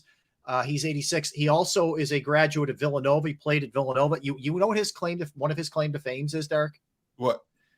He has the actual copy of the I Have a Dream speech from Martin Luther King. He was there that day as a student at Villanova, and he served as sort of like one of the guards that day. And as Martin Luther King was kind of getting his stuff and getting out of there, you know, I think he might have even said to him, like, hey, do you want this? And George Raveling was like, yeah, I'll take it. And he's had it since then. It's pretty cool. Our former colleague, Ron Burke, and photographer Jerry Hines went out to his home in Los Angeles and did a story with him on it years ago. And they won an award for that piece they did on him. But yeah, it was a great, fascinating story about how he got the actual speech. Yeah. That's cool. I did know that. Yep. Okay. The great pool player, Willie Mosconi, who was born in Philadelphia. A guy who was, I felt like when I was a little kid, he was always on ABC Wide World of Sports. Yep. Yeah, doing his thing, trick shots and all that kind of stuff. What else? That's all I have birthdays. What else do you have? Former Eagle Jordan Hicks is 31 today. Okay. Cornerback DJ Hayden is 33 today. Mm-hmm. Jordan Hicks is 31. DJ Hayden 33. Brad Childress is 67 today. Bobby Wagner of Seattle, 33. Mm-hmm. Former NBA great point guard. I covered him back in the early 80s. Craig Hodges is 63 today. Career. Dick the Bruiser. Back in the day of the AWA wrestling, it was Dick the Bruiser and his cousin the Crusher. I used to love watching Dick the Bruiser and the Crusher. Mm-hmm. Go at it, man. He was born on this day in 1929. Joseph Sikora plays a great villain role in this series Power that's on, I believe, Showtime. Okay. He played great, like a thug type guy. Excellent actor. He's 47 today. Alana Masterson from The Walking Dead is 35. Mm-hmm. Let's see here. Madeline Sweeten, who plays on Everybody Loves Raymond, is 32. Matthew Lewis from the Harry Potter movie series is 34. And Jordan Alvarez, DH left fielder for the Houston Astros, is 26. Okay. All right. Yeah, we know who he is. That's for sure. All right. So let's go movies. Running Scared, 1986. Billy Crystal and Gregory Hines, which I was a really good movie. I enjoyed that movie. 1973, Live and Let Die, another James Bond classic right there. Yep. Live Free or Die Hard, and part of the Die Hard series, 2007, with Bruce Willis. 1990, Days of Thunder, Tom Cruise. 2014, Transformers, Age of Extinction, excuse me. 2008, Wall-E. Yep. Good animated movie. Yeah. 2003, 28 Days Later. That was a good movie. It was. And Baby Boy from 2001. That's all I had for movie-wise. Dude, the cast in the movie Baby Boy, you had Snoop Dogg, you had Tyrese Gibson, Monique, Omar Gooding Jr. Yeah. Great cast in that movie. Wanted. Also, Angelina Jolie came out in 2008. Really good movie. I love that movie. Wanted. Okay. So that's it as far as the movies go. And yeah, look, tomorrow we keep this thing rolling. We'll continue with our Eagles discussions that we've had. Certainly dive into the Phillies and the series against the Cubs with Ranger Suarez tonight. I mentioned this earlier, but Suarez in June has a where did I put it here? 1.04 ERA with 25 strikeouts and 7 walks. So he's been, I don't know if there's much argument. He's been the Phillies' best pitcher. Yeah, I give Taijuan Walker credit. He's gotten his act together too. But Suarez has been pretty unhittable. One other thing to keep in mind when you're looking at this game tonight, we know it's been a bit of a struggle here for Bryce Harper. Okay, he hits well in Chicago. His last 100 at bats, he's hitting 350 with a 1.035 OPS. If he doesn't hit well in Chicago this series, that's an omen that this team is going to struggle all year long. For me, that's an omen. You're saying he's going to. In other words, this is what it's going to be for him. Is that what you mean? Well, no, I'm just saying this is another omen that this team may not be as good as we thought it was. It's got to turn around at some point, man. They've got to put together a 10, 12 game win streak somewhere. Cincinnati did it. Why can't the Phillies do it? Yeah, no, look, I hear you. And that's, Cincinnati's been one of the great surprises so far this season. That's for sure. Yeah. I mean, all you're looking for is a little bit more consistency. And look, this is a team that the Phillies should beat tonight, especially with the guy who they have going on the mound. And when you take him, if they don't play tonight, I don't want to be around Rob Ellis tomorrow. If they don't play tonight. No. And number 2, they could make history tonight. When have you ever heard in history 2 teams having games canceled because of bad air quality? Never. In the same season? Never. I can't remember it. Nope. I've never heard of it. No, me either. Me either, my friend. All right, that's going to do it for us. I want to thank Tone DeShields, producing the program. Tone, great job as always, my man. Thanks, everybody in the chat section. We appreciate your participation. Yes, everybody streaming, everybody listening, you guys are the best. So don't go anywhere. You got 3 hours coming up of the National Football Show with Dan Soli. Yes, by the way, send us your emails. sportstakejacob@gmail.com. sportstakejacob@gmail.com. Hit us up. We love the pictures. We love the participation. We're always trying to get you involved. So sportstakejacob@gmail.com. All right, that's going to do it for us. For Derek Gunn, I'm Rob Ellis. Thanks for hanging out with us. We are Sports Take. See you tomorrow, same time. Peace. Go for the beers. Go for the cheers. Go for the hit and the hits. Go for the scene. Go for the screens. Go for the gallery. Go for the win. Go to Ocean.